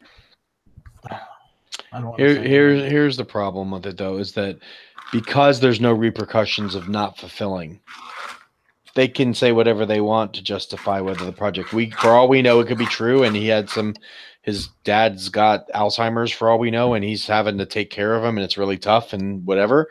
Or the guy could have pissed away the money on beers and hookers and now is making up an excuse, and there's nothing we can do about it regardless of whether it's true or not. And that's the problem with the platform, is that if me and Lance decide to make a Jaws miniatures board game, yes, we could do it, and we could get, you know, all the IP stuff and all that stuff, and we could drum up 50 grand, and then, you know, I slip and break my hip, and Lance catches herpes, and all of a sudden the game doesn't come out. No. So, I mean, it's just, I mean, we could say that, or we could just be like, let's just piss away the money on, let's go to Vegas and see if we can double down and piss away all the money. And, oops, sorry, guys, we've had catastrophic case of space herpes. It's just yeah. So it's weird. Like some of these like probably dead Kickstarters still have people posting on them like one day ago. Oh yeah. It's like how do you remember these things? Like every once in a while I go read the 3 or 4 Kickstarters I have that I'm worried about. I'll go check fantasy football. I'll go check airlines. I'll go check the Dog's Life. And there are new posts every time. It can, whether it's a week, a month, or 6 months, there's always a bunch of shit to read. And most of it's entertaining because these are pissed off people and these are pissed off gamers, and no one rants like pissed off gamers. So it's actually, I go back now, not because I care about the projects, because I know they're either going to come or they're not. I go back to read what's happened since then, because these people, like, there are guys that literally post like every 2 or 3 days. They're not letting go until they get an answer. Yeah. So someone refiled a small claims case against this guy in Edmonton. And then someone's like, how did you do it so we can do it too? I'm like, the guy's life is already fucked up enough. I mean, you're going to get your $75 back and ruin him a little more. Are you talking about the lazy gamer guy? Yeah. Yeah, supposedly they did that, and then that's what prompted him to post up and actually do updates. Like he got served, and then he got scared. Like they were gonna Some people are saying that's what happened with airlines too, because apparently in New York they filed a class action lawsuit against them because that's where their base of operations was. The U.S. operations was in New York. And it wasn't that long after the guy posted about how he went to the attorney general and got all this injunctions and stuff filed against him, is when he came back and started saying how he was going to try to make good on everything. So I'm wondering if that spurred something. But here's the thing, like, based on the agreement that everybody agrees into with Kickstarter, your money is not, you can't get it back. Nope. Technically, you don't. Even your like class action lawsuit ain't gonna win anything. Nope. And it's funny because sure, the company can try to save face and offer a partial refund or whatever. I actually got one for, what was it, Smash Monster Rampage. The Fifth Street Games guy went out of business and stuff, and I got like a check from an attorney for like $8.71 or something like that. They probably liquidated him. They liquidated the inventory, but I got the game too. Like they said, pay the shipping and we'll get you the game, because other company came in and saved the day kind of thing. So I paid like $7 shipping, got the game, and then like 2 months later, I got like this letter saying I was part of a class action lawsuit, and I got like a check for like $9. So it was weird. That's the only time that something like that's ever happened, but I don't anticipate that with any of these other ones. I think they're either just bad for the lazy gamer guy. I mean, he's gonna have this hanging around forever. Oh yeah. No, he's not. Well, I don't know. It depends on how long it takes him to make the rest of these tables, if he makes them or not. He's not. No one's ever received one, as far as we know. Right? No, I'm not going to get my 2 tables. Yeah, it's not going to happen. The thing that's crazy is we almost gave him a couple $100 to make him for BGG Con. Like, it was when his project is like, he wrote to we contacted him saying, can we get some for BGG Con? And he quoted us a price, and we were going to pay him. And then he basically gave us the money. We either gave him the money or he didn't accept it, or we gave it back to us. Can't remember, because he said he wouldn't be able to get it done in time for BGG Con that year. Some kind of like, I could have been out another 300 bones. Yeah, 65 grand. That's 65 grand. Yeah, it's a lot of money. If he still has all the equipment and the goods, the raw materials. Maybe. Who knows? Depends on how far he got in the process, or if he ever intended on doing it. You don't know how much of what he's been telling people is true or not. For all he knows, he never intended to make any of them. He thought he could do it out of his garage. Losing a finger. I mean, I think he was going to do it. I mean, he lost a finger. That could have been anybody's hand. You want a finger? I'll give you a finger. All right, I gotta go to bed. But he's got so much stuff. Yeah, his house. Those pictures. Those pictures are hard to fake. Here's the problem, though. What if he's just a mastermind? I mean, the thing is that he didn't even make that much. It looks like he's got a lot of stuff done, like from those pictures. Oh my god! He didn't even really make that much money. No, once Kickstarter got their cut and everything, he probably made like 30 grand, 40 grand, which is like a year's salary. So it's not like he's retiring into the Bahamas. he's like, whatever. Hopefully he makes them. Hopefully he hires someone with 10 working digits. If not, I just looked at the finger again. I'm like, I thought I remembered it just was the tip. It's like half the finger. All right. I'll see you guys next week. All right. Yeah, On that note, tonight. I may see you guys next week. You better, or else we'll be talking about PAX instead of BGG Con. Yeah. Talk about PAX. We'll have more Red Dead Redemption updates because by then we'll have all been at least another chapter in. So I know. you don't want to miss that. It's weird. I'm trying to figure out. I mean, I like the game, but I'm trying to figure out if I just want to advance the story as quick as possible and just to see. Well, the good thing is you finished the story, and assumedly you beat the story, and then you can just play in the open world as long as you want. Yeah. And that's kind of my train of thought too. I'm thinking, but I think in order to really survive in the end game, you're going to need some of the like talismans and stuff from doing the legendary hunting and stuff. So I think you kind of have to do it a little bit of both. But I feel like if I don't push the story, I'll probably never finish it because it's such a big game and there's too many other things coming out like the online and stuff. So part of me wants to blitz the game and just see the ending and then play around in the sandbox. But then part of me thinks the end game will be easier if I actually do the hunting and build get it up. results. Yeah. I don't know. We'll see. I got a lot of time off at the end of the year. I've got like 10 vacation days to use. So I'm going to have some nice long weekends coming up. So I'll dig in deeper. Maybe I'll be able to get it all done. Cool. All right. Thanks again for letting me be your primary PS4, Scott. Yeah, no problem. Anytime. in 6 months, I'll let someone else do it. So nice. I'm calling seconds then. All right, for the people that actually tuned in to listen to us talk on our not normal night, I appreciate that very much. Yeah, thank you. And we'll same time next week. That's the prior to the BGG Con. Are we gonna maybe try to do one quick on BGG Con? Just we'll talk for like a half hour or something. Or is it you're turned to a pumpkin Wednesday night? I think I'm doing a live stream with for the Gloomhaven thing. So you're cheating on us. The expansion, like we're live stream. I don't know, like live stream at BGG Con. If you guys do a stream from BGG, I'll join. I can't remember if that's on Wednesday or Thursday. I think it's on Thursday. I see. We could do like a little live from the Glasscock? From a camera. Yeah, live from the Glasscock. Live from the Glasscock. Yep. Might be able to. I don't know. The thing is, it's like 5 or 6 playing games. 5 or 6. 5 or 6 Glasscocks. Rooms. Signs. So we got to make that picture. Good stuff. All right. Good night. See you guys. Bye.